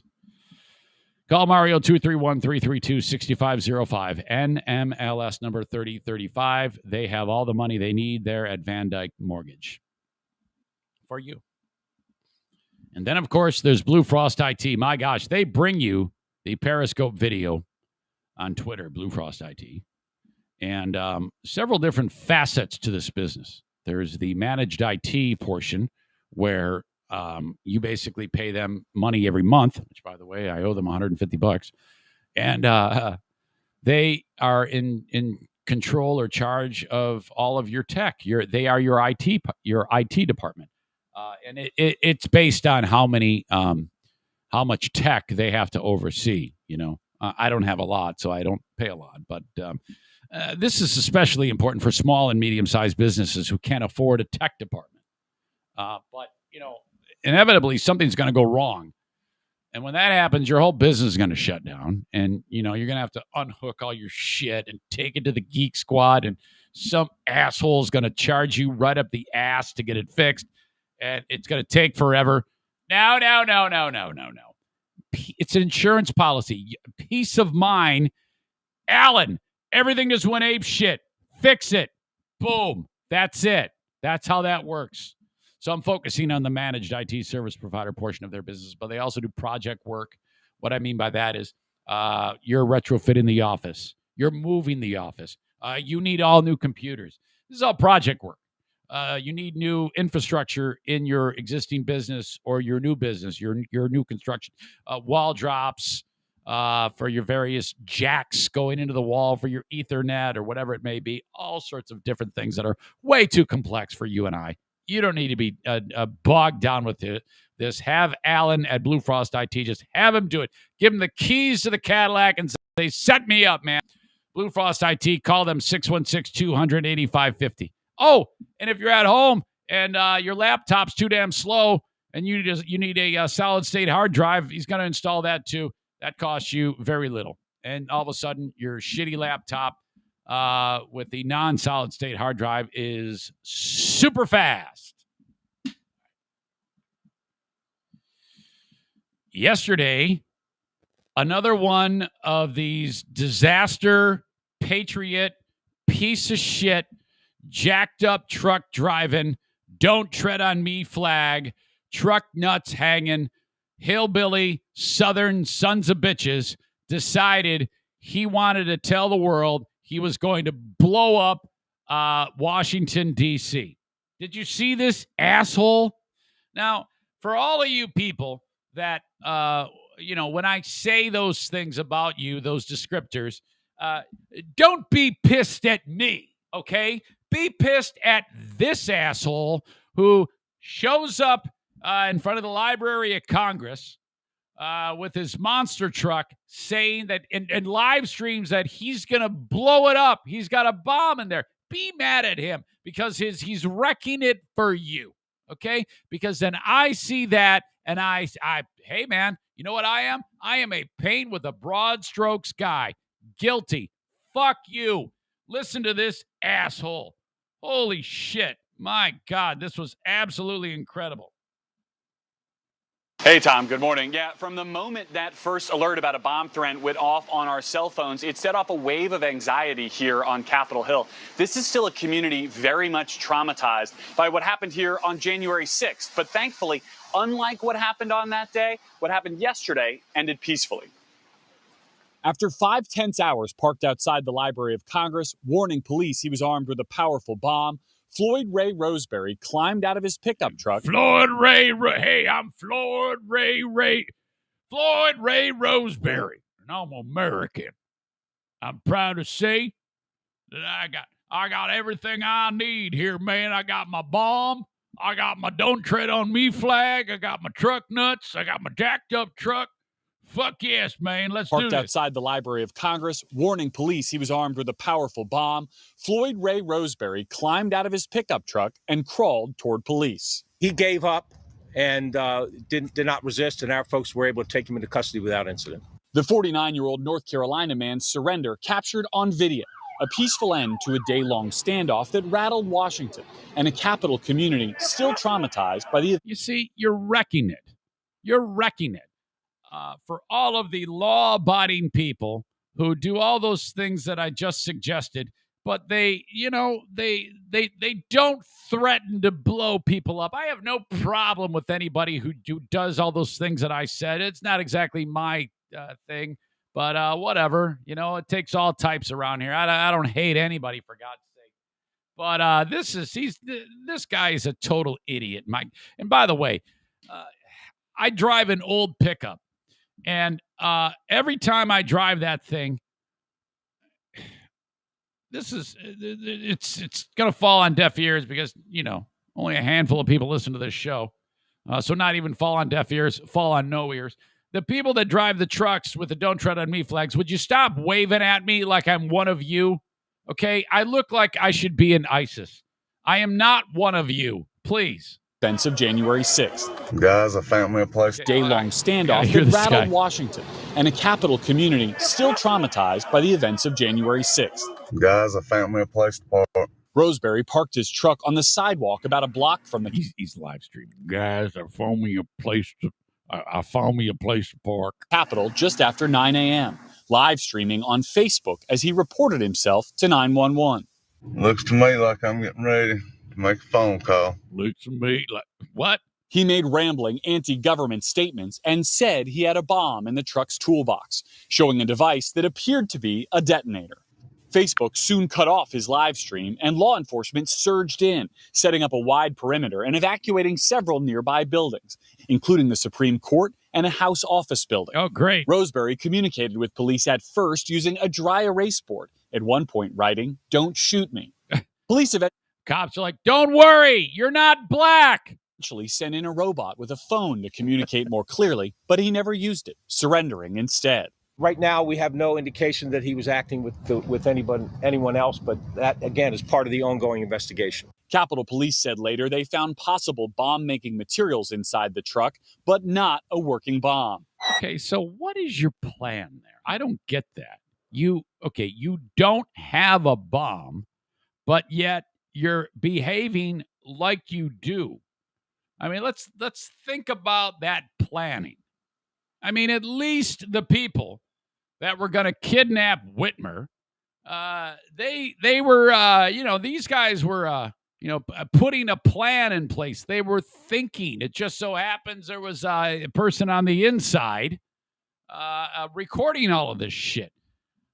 Hey, what are you going to do today, man? Hey, man, yeah, well, I decided I'm going to not have a bomb and drive my truck up on the library, in front of the Library of Congress and say I do and just see what happens. And what the fuck was the deal with all the money? Did you see all the money laying out in front of his monster truck? This is my life savings. Take it all.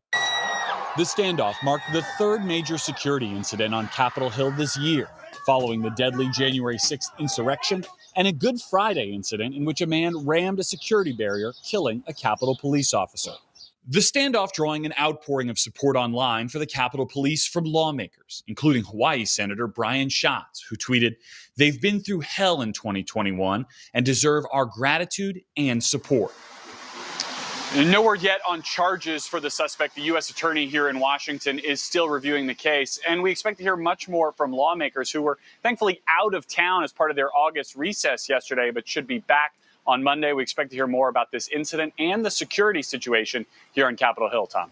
Yeah, man, it makes me wonder when we're going to start to see an even more aggressive approach. These Capitol cops got to be pissed. They're just looking for somebody's ass to kick right now. After now the third incident, that they're like, okay, this is what we want to do. And going forward, just keep an eye out for a truck that looks like this. Okay, if you see any truck that enters the D.C. area, we want to know about it. We want eyes on every truck that looks like, because I'm guessing there's not a lot of trucks in the D.C. area that look like this. And it's got to be a white guy driving it. You see a white guy driving a truck like that, those are two big indicators that this is an asshole behind the wheel. Extra points for Don't Tread on Me flag, American flag, fuck Biden flag, truck nuts, Confederate flag, David Allen Coe, or perhaps Hank Williams Jr. Playing, thumping in the car stereo. These are all things you need to look for. All right. Then there is, ladies and gentlemen, boy, I've been waiting to talk about this story, and it has escaped me for far too long. We need to get into the Swingers Trailer Park, where their slogan is, bring your house and share your spouse, which to me, that is just fantastic. Bring your house and share your spouse. I mean, that just works. That is so memorable. In marketing, you must have that type of that rhyme there is memorable. It's how I used to say, wowie groovy, howie boovy. That worked. Bring your house, share your spouse, just works. Now, I'm not saying that any of these women are going to be anything to look at. They're all going to look like shit and smell like swamp and have blue waffle type vaginas. But if this is your thing, here you go. This would be in Evangeline Parish, Louisiana. This new Swingers Trailer Park is on the horizon. Spot opening in Mamu. News 10's Britt LaFaso shares the news of a trailer park and campground gaining attention and getting ready to swing in to southern Louisiana. Uh-huh. It's a story you'll see only on 10. Bring your house and share your spouse. That is the motto of this soon-to-be trailer park and campground for swingers. For swingers. She's one of those people that doesn't just say swingers. For swingers. And by the way, is it not hysterical that they're covering this about swingers on the news? Don't believe me? Take a look at the sign for yourself. You can come to Mamu for many good things. This will be one of them. David O'Quinn is opening T-Boy Swingers Trailer Park. For that's right, swingers. He says the swinger community is surprisingly bigger than you may think. Bigger than most will know. Live free and don't be scared of it. Hey. Bigger than most of the women that are going to be involved at T-Boy's Swinger Trailer Park. Look at this fucking shack that the sign is on. Future home of T-Boy's Swinger Trailer Park. And for some reason, I think that this is actually where it's going to be in. This structure itself. What's that number there? 337-459-3380. We might need an update because this story is a couple of weeks old. Everybody, there's a big community of it. I think a bunch of them is not shy. The ones that are shy, hell with them, roll with it. Good thing compared to most things. Since putting up this sign, O'Quinn's gotten calls from swingers across the country. We have got some from Pennsylvania. We have got some from Arkansas. Of course, all around Acadiana, all around Mamou, Ville Platte, Lafayette, Baton Rouge, New Orleans, Slidell. We have text messages from all over the country. It's mind-boggling. He says they're getting so many calls, they can barely keep up with it. This guy. Most of them call or text just to see if it's real. Dude's got a just line to see if beard. somebody's going to answer because they're going to say, oh, no, nobody's there. It's not a real number. Or they'll get on Facebook, oh, it's not a real number. I got on there and I said, I'd be a fat frog's butt if it's not a real number. Everybody starts calling. And they start calling, hey, what's your address? Where is it? Is this in Mamou? Where's this at? Yes, it is. The sign for this swingers community says you have to send a picture of your spouse for approval, but O'Quinn says that was more of a joke to kind of ease up the people. No, it shouldn't be. It shouldn't be a joke. It should be real. And just to create a vibe, people went further with it than you would imagine. We've gotten many pictures and many phone calls and many texts, voicemails. Unreal. Basically, you just have an overgrown field with the shack that should say great place for rape on the outside of it, and then the sign T-Boy's Swinger Trailer Park. Quinn says that's for the haters. Sucks to be them. There's no reason to be mad at anybody for their preference and not out here hurting nobody. Nobody's selling drugs here. People, they will have a good time. They enjoy themselves the way they want to. This is perfectly what it is. Now, it's none of my business what our viewers do in y'all's personal time, but if you are wondering when this Swingers Trailer Park is going to be open, the grand opening is set for Memorial Weekend of 2022. Oh, God. Reporting in Mamou, Britt LaFaso, KLFY News 10. Jesus, really getting ahead of it, right? Memorial Day week, so just over a year away. For Kyle says, does he realize that BOI is a gay term? It is? I didn't know that. What is it called? T-Boys. What is the name of the place again? T-Boys Swinger Trailer Park. All right, I got to get this guy on. David. See if we can make this happen.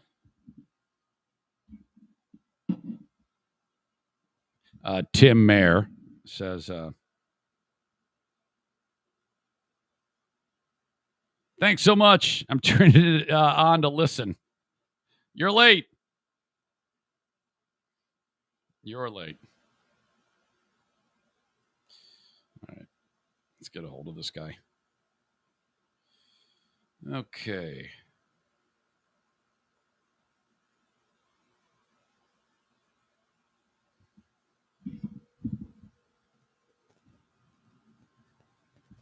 Let's give me another call. Yes. Hey, is this David? No, sir, it's not. Oh, sorry. Is this for T-Boys Swingers Trailer Park? Yes, sir. Oh, okay. Can I bother you for a minute? What you got, man? Well, I do a podcast, and I'm actually doing it right now. My name's Eric Zane. So, All right. yeah, man, how's it going? It's been a couple of weeks since the story broke about T-Boys. What's the latest? Not too much latest, man.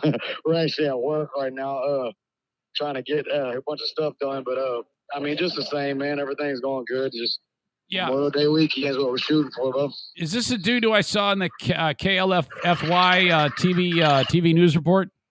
No, his name's David. I'm just the one that answers the phone calls. Okay. So you guys all have day jobs? Yeah. Oh, okay. Yeah, still got to work, man.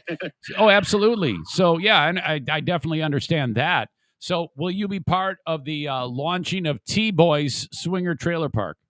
Yes, sir. Okay, so you're helping get that up and running. Now, is it still set for just over a year from now? You guys are going to open up?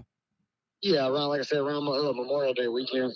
Okay, so I looked at that area that the sign was there, and it looks like you guys got a lot of work to do to get that thing up and running. Have you made any progress? A little bit, man. They're clearing out the land. They got a lot of land to clear out. It's going to be quite big. So I'll say they got a lot of property in the back that was kind of not maintained. So, like I said, we got construction crews and stuff. They're supposed to come out and start getting cleared out. But Right. What is the day job? Do what now? What is the day job? Oh, I work at a salvage yard, man. Oh, okay. Yeah, Mr. David owns a bunch of different businesses and stuff, and this is one of the things that we work for him. Nice.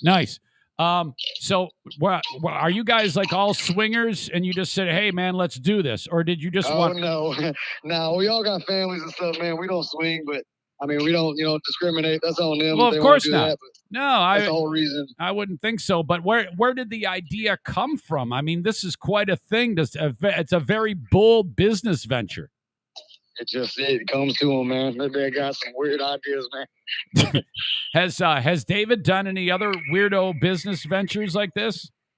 We own a company. It's called Cancer's a Bitch. Not many people have any kind of names and stuff like that, but I mean, I don't really know. I don't get too much into his personal life like that, but I mean, I imagine if he had his opportunity, like I said, he's an entrepreneur, so he takes it in his own thing. So we don't really get too much on details, but on this part, this is one of the craziest things I know him have done.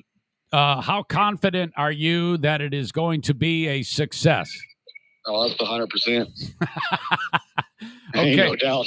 So you've I understand. I was watching the news report that people are calling from all over the globe, trying to find out more about this, huh? Oh yeah, I just had a couple of days ago, man. Somebody called me from Europe. Some guy was wanting to come down here, man. This is crazy. All the people that different types of people, and it's really cool to have some things. And like I said, that they send you that approval pic. Kind of went from a joke, but it sprung out to be a kind of a crazy thing. You'd be surprised what kind of pictures and stuff I get, bro. Yeah, the old lady don't like it too much, but we do. No, I believe it, man. Swingers are a rare breed. So I'm trying to picture. This is just like any RV park, right? Yeah, it's gonna be like RV spots, and he's gonna have he said, I don't know really exactly at the moment. I know he said there's going to be something like 6 cabins over there. So yeah, I said it's going to be like a little chill spot. So yeah, so cabins, and then people bring their RVs. Yeah. Okay, so do you think it might be something along the lines of some guy wakes up, just goes out the door and just goes into the next trailer and jams his dick in somebody's butthole?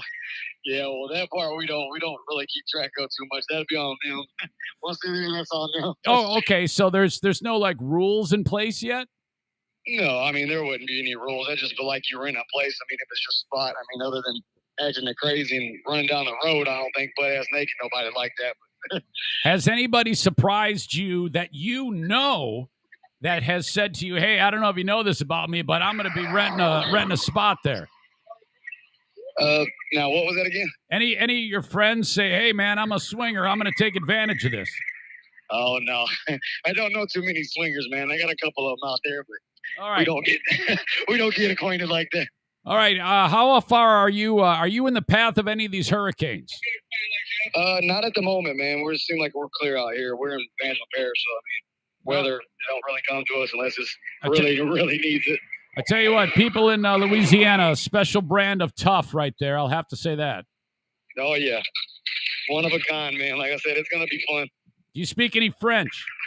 No, my grandfather was from around here, but nah, I got a Mexican grandmother and a French grandfather, so. All right. Well, all right. Very good talking to you. I'm sorry. What did you say your name was again? My name is Nick.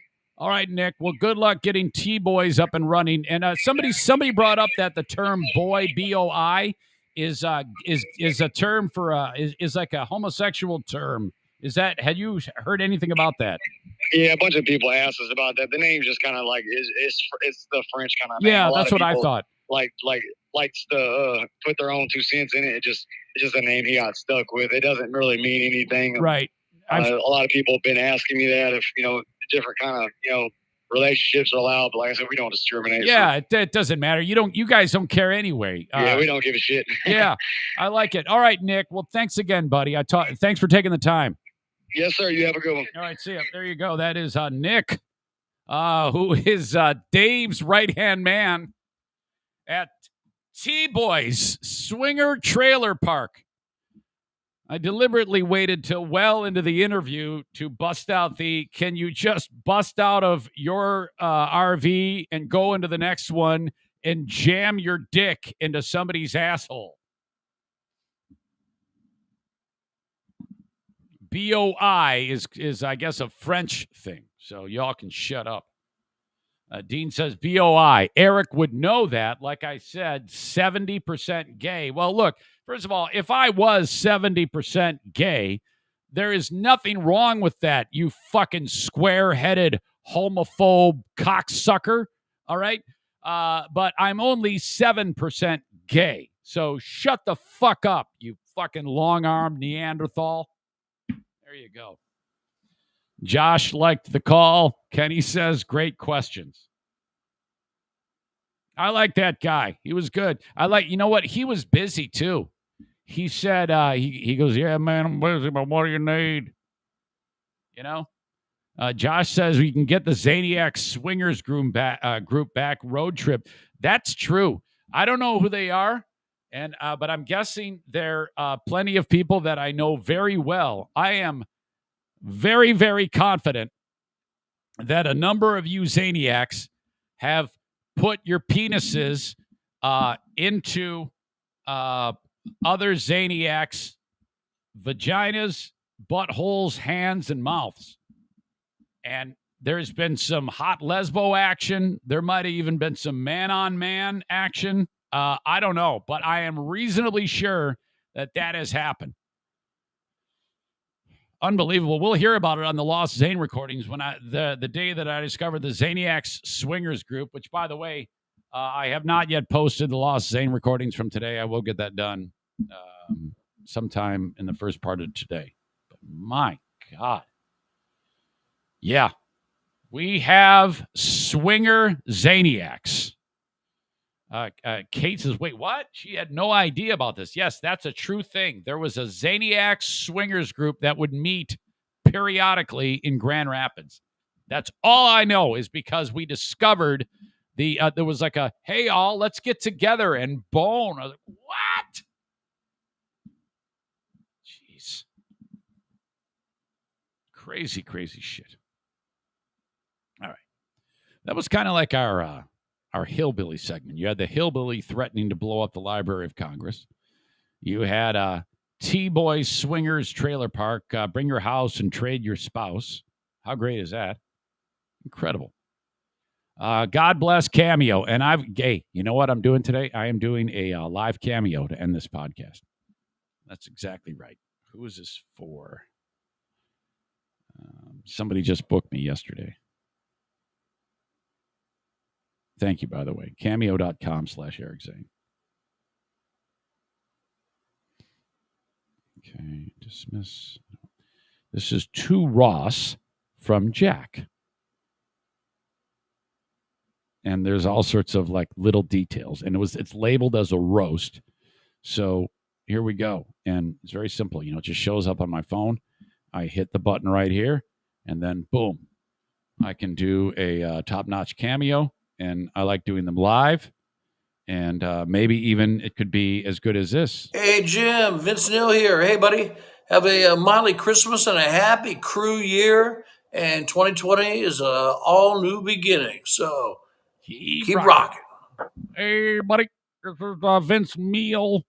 Have a motley Christmas and a happy crew year. Can't get over that. 12-second cameo. That guy paid like $1,000 for that. $1,000. $15.99 for me. Cameo.com/Eric Zane.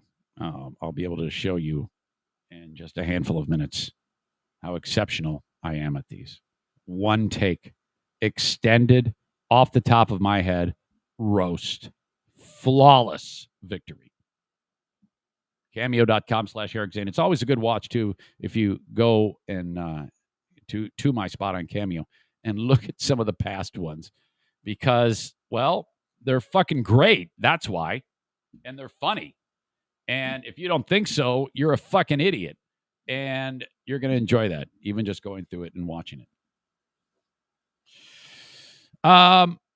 Let's talk about Horizon hydroponics. If you're growing, I mean, it's getting close to harvest time, man. Here we go. Send me a picture of your buds. I want to see what you're snipping and you're drying. Okay. Isn't that what you do? I pick up little bits of information about how to grow cannabis because of the genius that is my friends over at Horizon Hydroponics. HORIZEN hydroponics.com for anything at all that you're growing. Doesn't have to be cannabis. All these folks have expert green thumbs. They can teach you anything about soil, what to put in the soil, correct amount of sunlight, containers to put the whatever it is you're growing into, growing indoors, growing outdoors. Oh my gosh. And I always say this, on their website, there's a phone number. Of course, you can buy online. At that website. If you're unsure, call. An actual human's going to pick it up. Ask them. Buy from anywhere in the USA. All your products shipped perfectly to anywhere in the USA for free if your order is $250 and over. Okay? And when you buy it online, use the coupon code ZANESHOW, and that's going to save you 10%. So there you go. Or you can buy it online and pick it up in the store and still utilize the 10% there. So, okay, got that covered. My pal Frank Fuss, who, boy, I haven't seen you in the live stream in a little while. Where are you still watching, buddy? You know, I was gone for a short amount of time on the vacation. I hope you didn't get out of habit of watching this amazing show. Okay. Frank is... I think I just shut my mic off there. Hold on. Frank is an expert on insurance, which means it's boring. Let's be honest here. Not everybody, when they hear about insurance, thinks, "Oh, wow, this is so exciting." Anybody who knows Frank and he starts going off at a party, you know, the blood drains out of their face, and they're like, "Oh my God, stop! We can't take it anymore." But he is the best. And if you think you have any knowledge of your insurance policy, trust me, you don't have it like Frank. So make this guy your agent, and he can just pick up right with what you have, and he's going to be the expert, and it's free. It costs you nada, nothing. So do right by yourself and your family, and reach out to Frank Fuss at mypolicyshop.com. This website, he actually built it specifically for the audience that listens to this show. Buyinsurancehere.com. Buyinsurancehere.com. And that's kind of a misnomer.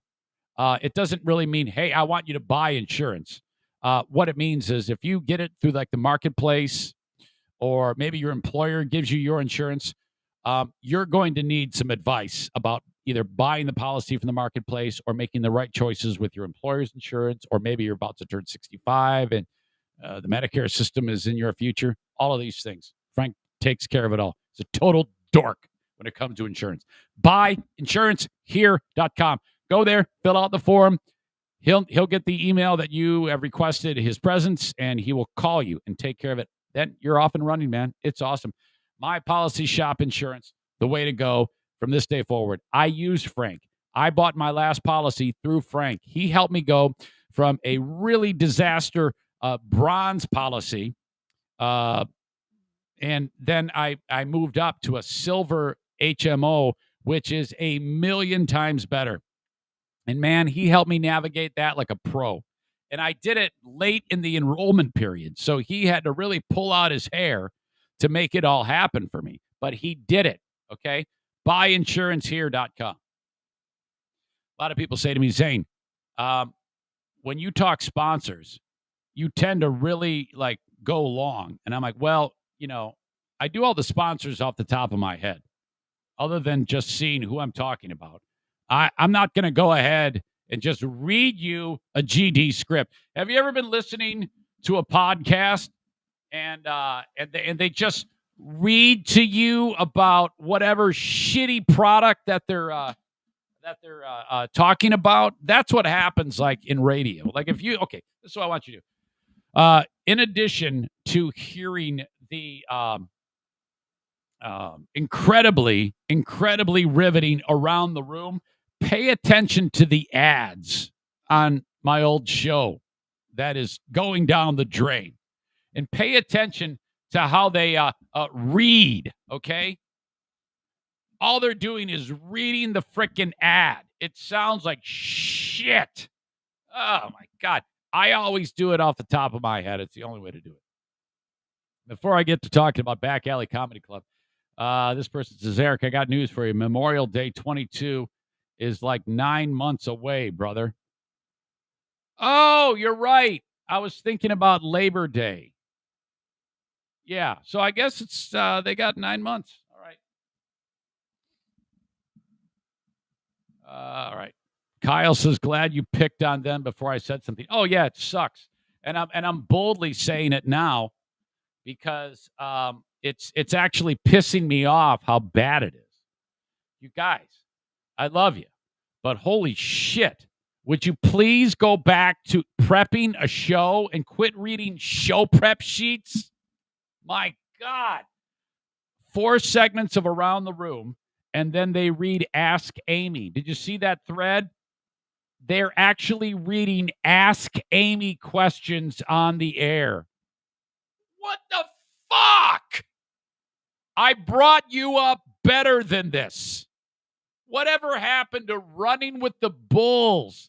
The Lindsay Lohan Freedom Machine?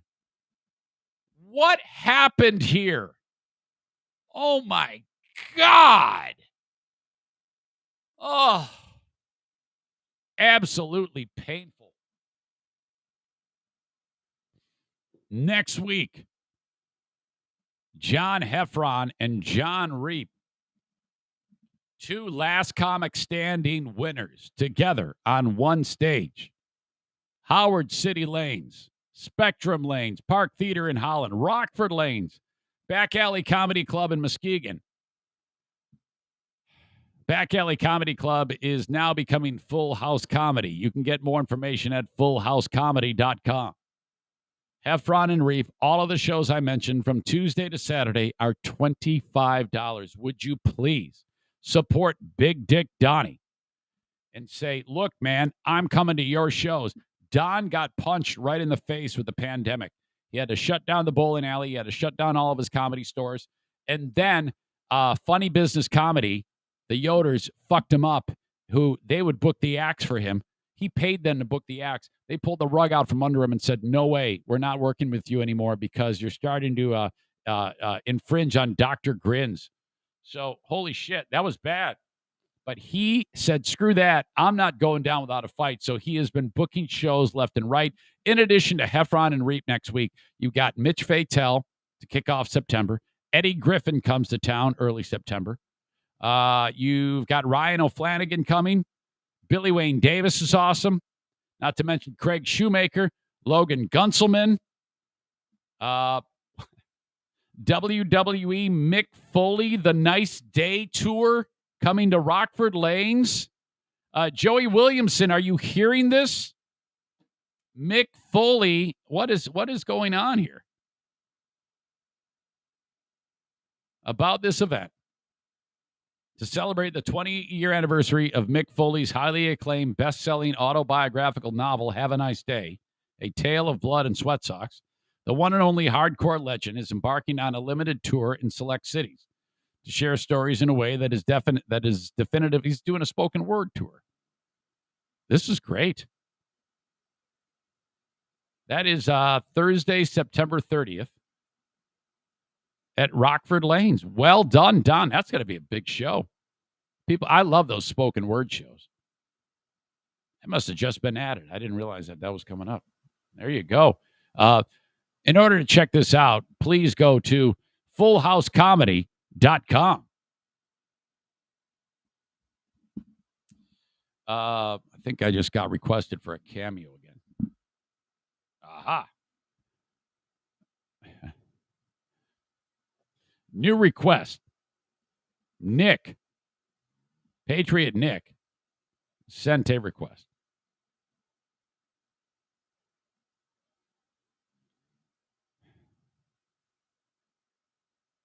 See what he writes.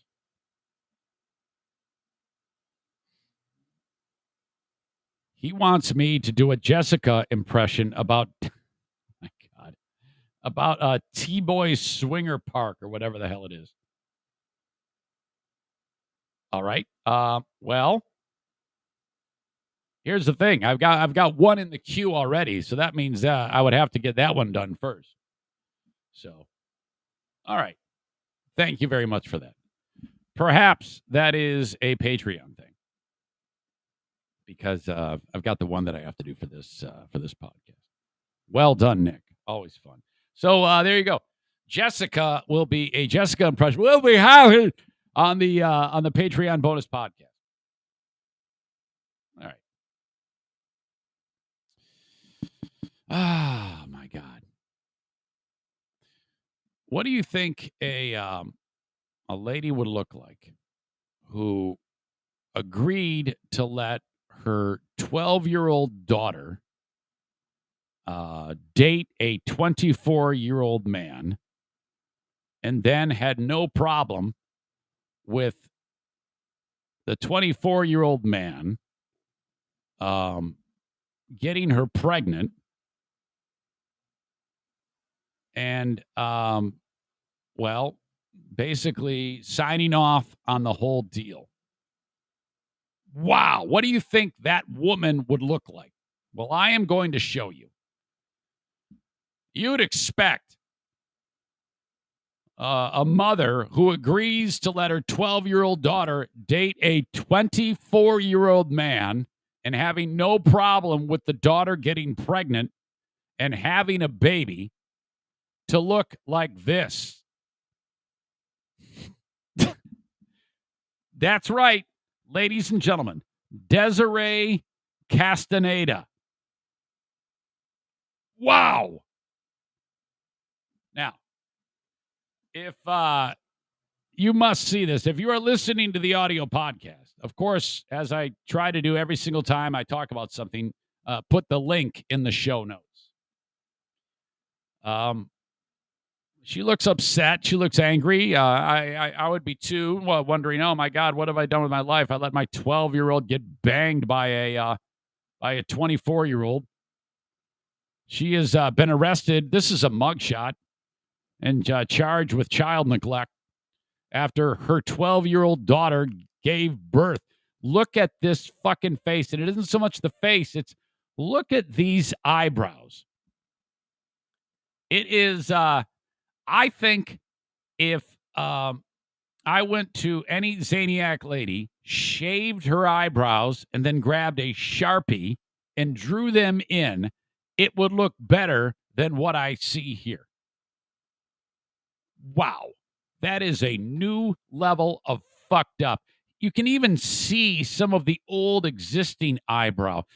I'm not sure. This might be one of those, yeah, you know how people, I think some ladies are really wound up about their eyebrows. They'll actually put a tattoo in there. Like, especially women who have very, very thin hair, they'll tattoo fake eyebrows on there.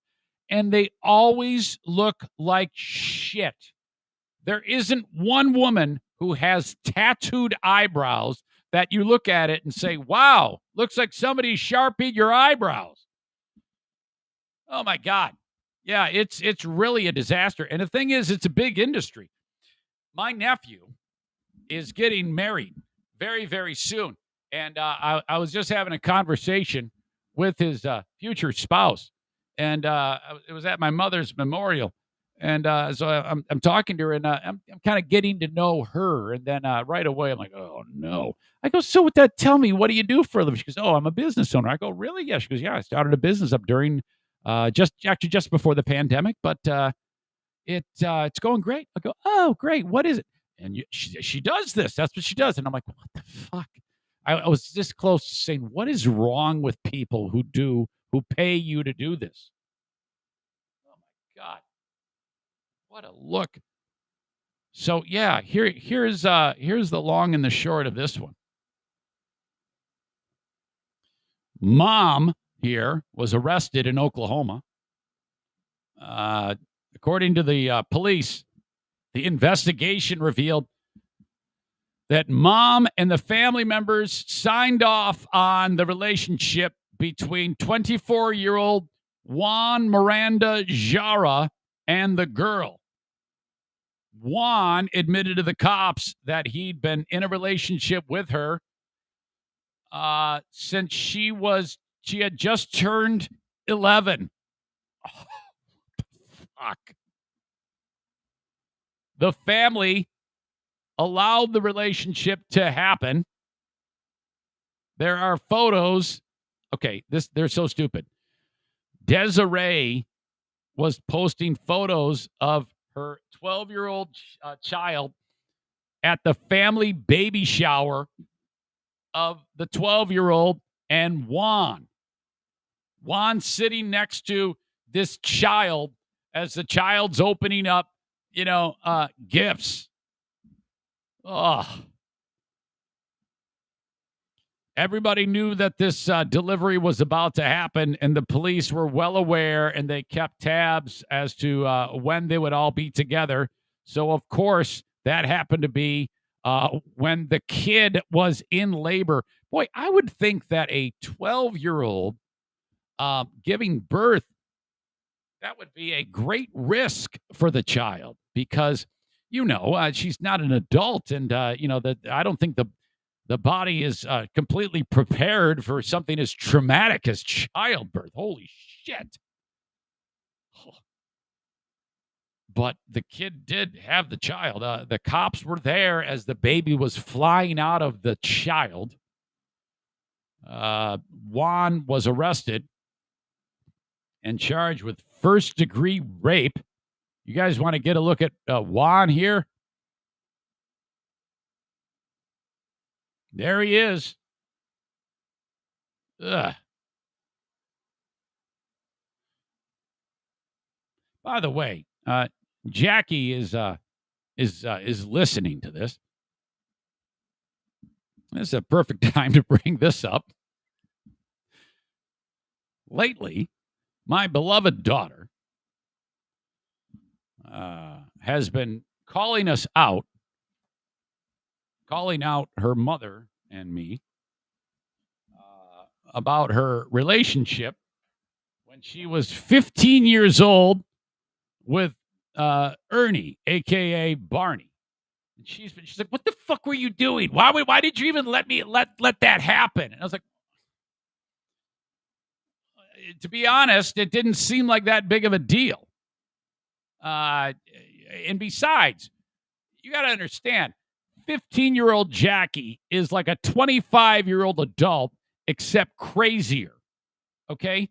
You were way different when you were 15. Okay? And you were, like I said, you were very, very mature.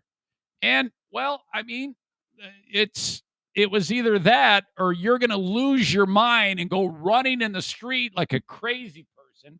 And then the cops are banging on the door every 3 weeks to try to calm you down, which, by the way, did happen. So enough enough. I don't want to hear another word about it. It all worked out. It's ancient history. You're in love with a wonderful man who we all love. So no more references to that. If you're going to listen to the show now and you're during your big girl job, let's just nip that in the bud going forward. All right. No more talk of that. All right. You even let me go to his college dorm. What the hell were you? You did it. How the hell it's not my fucking fault. Kenny says, Jackie, we all wondered that same thing for years too. All right, so maybe we weren't perfect parents. Maybe Ernie was a walking stats charge. Shut up. It's all bullshit. All right, where was I? Juan. After further investigation in the case, Mom, Desiree Castaneda, was charged with enabling child sex abuse and child neglect. So basically they said, hey, did you sign off on this? And she said, yes, I did. And they said, oh, you're going to jail too.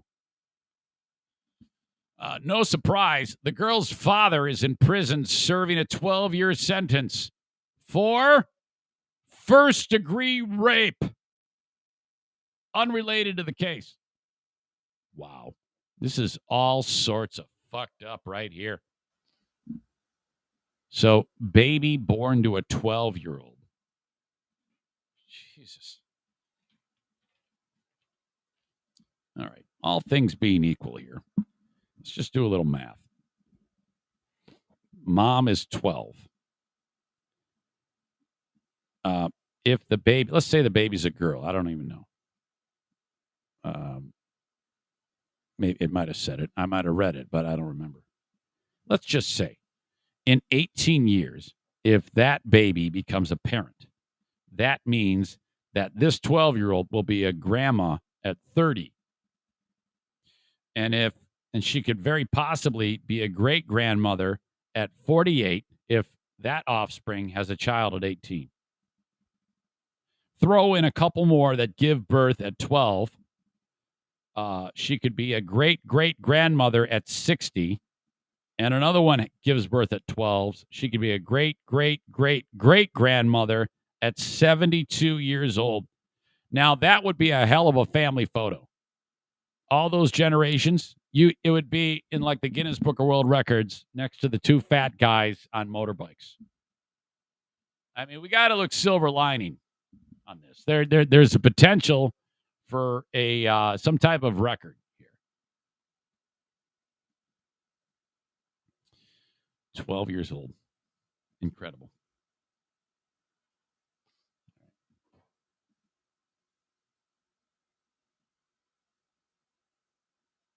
Yay. I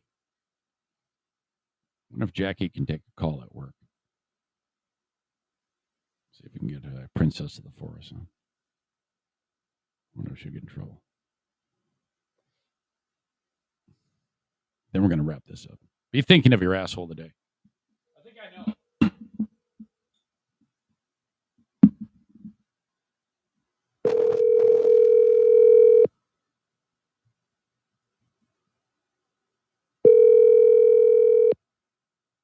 Yes. Hey, I don't want to keep you. Oh, you're good. Yeah. So What's up? we were just talking about when you yelled at me for allowing you to date Ernie when you were 15. Yeah. Yeah, that was stupid. Do you have any idea how hyper you were back then? Do you have any idea how you would have? Have you ever seen those Avengers movies when the Hulk does that to Loki? Yep, that was me. That would have been you, and I would have been Loki. I know. When we were talking to Uncle Jim at like the memorial thing recently, and we were saying something about like, why would you let me date him? And he's like, who was going to stop you? He said, who was going to stop you? Yeah. Right. You would have rebelled. Like, you would have rebelled. You would have made it terrible. I know. There would have been the police every other day here. Yeah, I know. I was the worst. But hey, I I was always pretty mature, so I think maybe that helped. That's what I said too. Yeah. So if you ever have a child that is, well, I'm assuming that one day you will, but if a child is, let's say, same scenario, would you allow that, or would you say, no way, you can't do that? No, I don't think well, I mean, I guess it depends how strict I am, because I don't know. It depends if they like try and sneak out to see them or something, Yeah. Yeah, I don't know. It'd be weird because like when I think about it, it's like 15-year-olds now, they're so little. It's like you're in like what, freshman in high school or something. Yeah, that was you, and that hasn't changed. That was you. I hope that happens to you. I hope you're faced with that decision. You didn't seem to care. Ah, bullshit. I cared. Come on. Okay. Okay, I'll let you go. I know you're busy at your new job. Thank All you. right. Okay. Love you. Love you too. Okay. Bye. Okay. Bye-bye. Okay.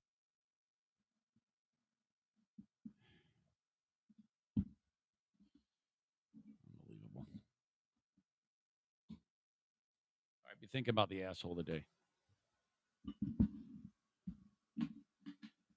So anyway, they're all going to hell. Where am I? What I got to do to finish this show? I got to pee. Thirsty. Buy some merch at ericzaneshow.com. I appreciate that. ericzaneshow.com. Just click on merch. Off you go. Where is my dry erase marker? Son of a bitch. Ah, there it is. I'm an absolute mess. TC Paintball online at tcpaintballgr.com. Thank you to Nick for the paintball scholarships. Thank you to Adam for the paintball scholarships. We've got 6 worthy participants. Adam is doing 2, Nick's doing 2, and I'm doing 2. So 6 additional players. Sarah Rook-Ruck-Roosh's son Avery and 3 of his hellion bro friends will be there. And also, I forgot the name of the other dude. Ryan, him and his kid will be there. So thank you. TC Paintball. The party is going to be on August 29th. There's still room. Drop me a line, Eric at ericzaneshow.com, that you're coming. And this is normally $48 for what I'm about to tell you. And it's just $35 now for this event only. Zane Show podcast listeners get it for $35. 5 p.m. on Sunday, August 29th. Just over 1 week away. 5 p.m. We start with a pizza party from BC Pizza on Lake Michigan Drive in Grand Rapids. They're awesome. Call them for pizza. And after that, we divvy up the teams, and boom, that's it. With your $35, you get the paint, you get the gun, you get the mask, wear some crappy clothes, and it's going to be awesome. 5 p.m. TC Paintball in Grand Rapids, tcpaintballgr.com. Reach out to them if you want to book your own party, but also join me for our party. Our party. A&E Heating and Cooling online at aeheatingcooling.net. Call Joe Martinez, 616-516-8579. For anything at all, heating and cooling. He installs the Comfort Maker brand of furnaces and air conditioners. If you need him for an after-hour service call, that's going to cost you, but he will fix your stuff. Anybody you call for an after-hour service call is going to be expensive, but that's why it's an after-hour service call. Otherwise, book a visit by calling 616-516-8579. A&E Heating and Cooling. Okay, talked a lot today about a lot of things. Tim Mayer, congrats to you. Diana lost her mind. She went kablooey. Dan Talica, Jeopardy host Mike Richards, Gator Time. The boredom that is FBHW. The hillbilly threatening to blow up the Library of Congress. The swingers trailer park. The pregnant 12-year-old. Yeah, boy. That's, I think, where we're going to end up parking.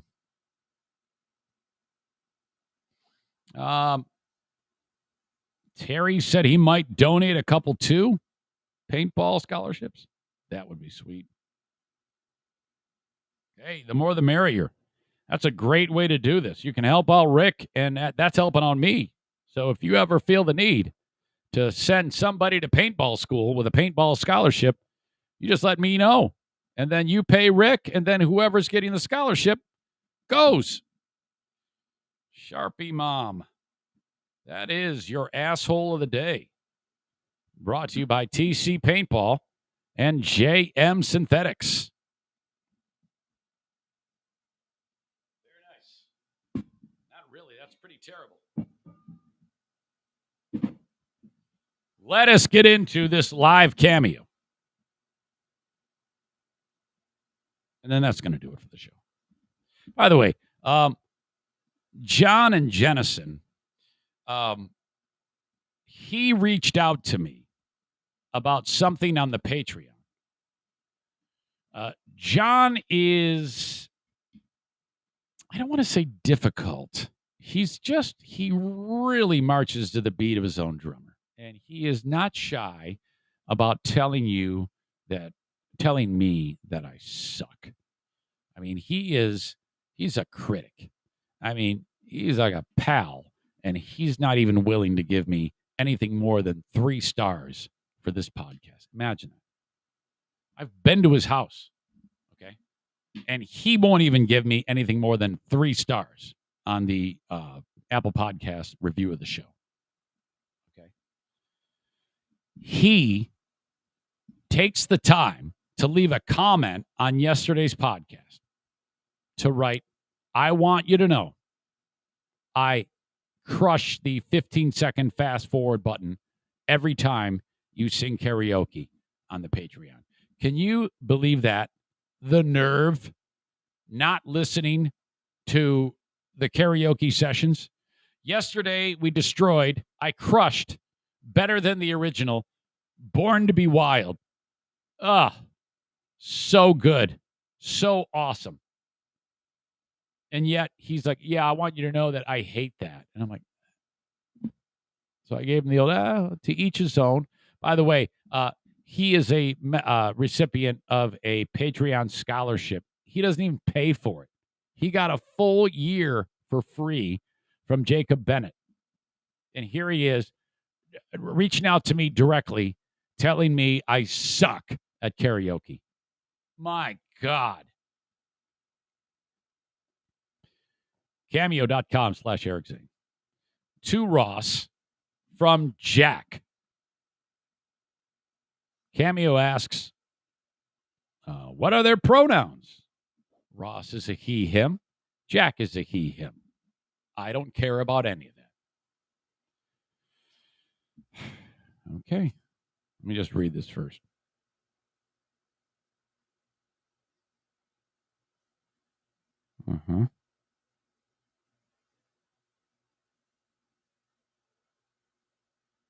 Okay. All right, here we go. It's a cameo for Ross from Jack.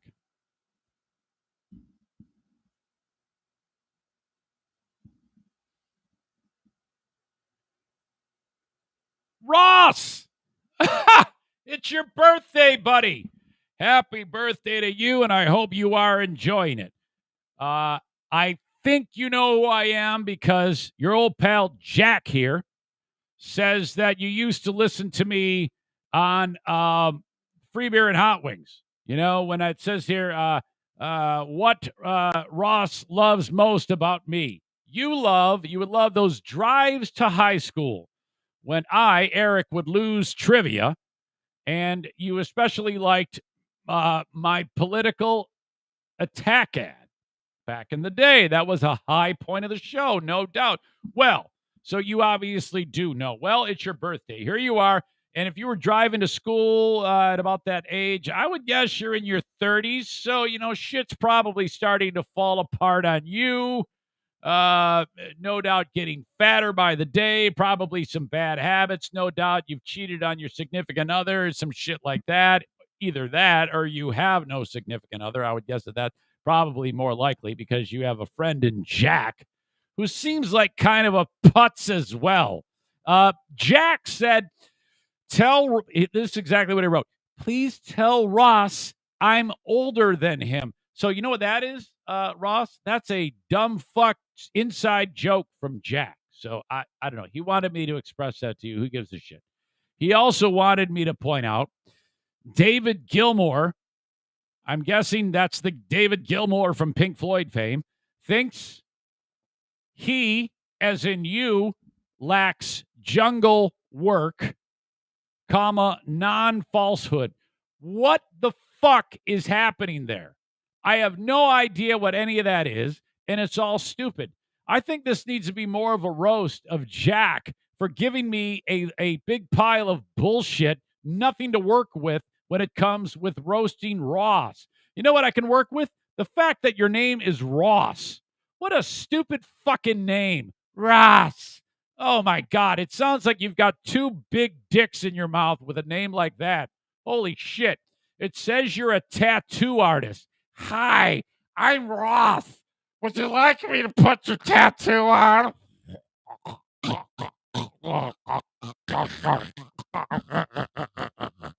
Anyway, it says you're a tattoo artist who likes Lemmy as much as Lil Wayne. Yeah, who gives a fuck?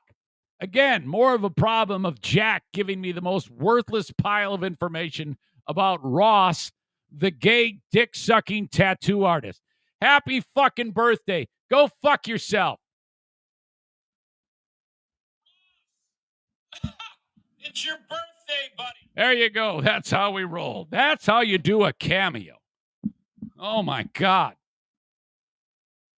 Thank you very much for enjoying the Eric Zane Show podcast. We're going to leave it right there. I'll do the Patreon bonus podcast coming up at around 11. Might be a little late. And I'll do the cameo for Nick doing an impression of Jessica. I don't know. We'll get to that. Till then, by the way, that's my 99th cameo. 100 will be Nick's. Thanks for checking out the shows this week. If you're new, if I picked you up from the Kumia show, thanks for being there. Hope you like it. Have a good one, folks. Talk to you down the road. Bye-bye.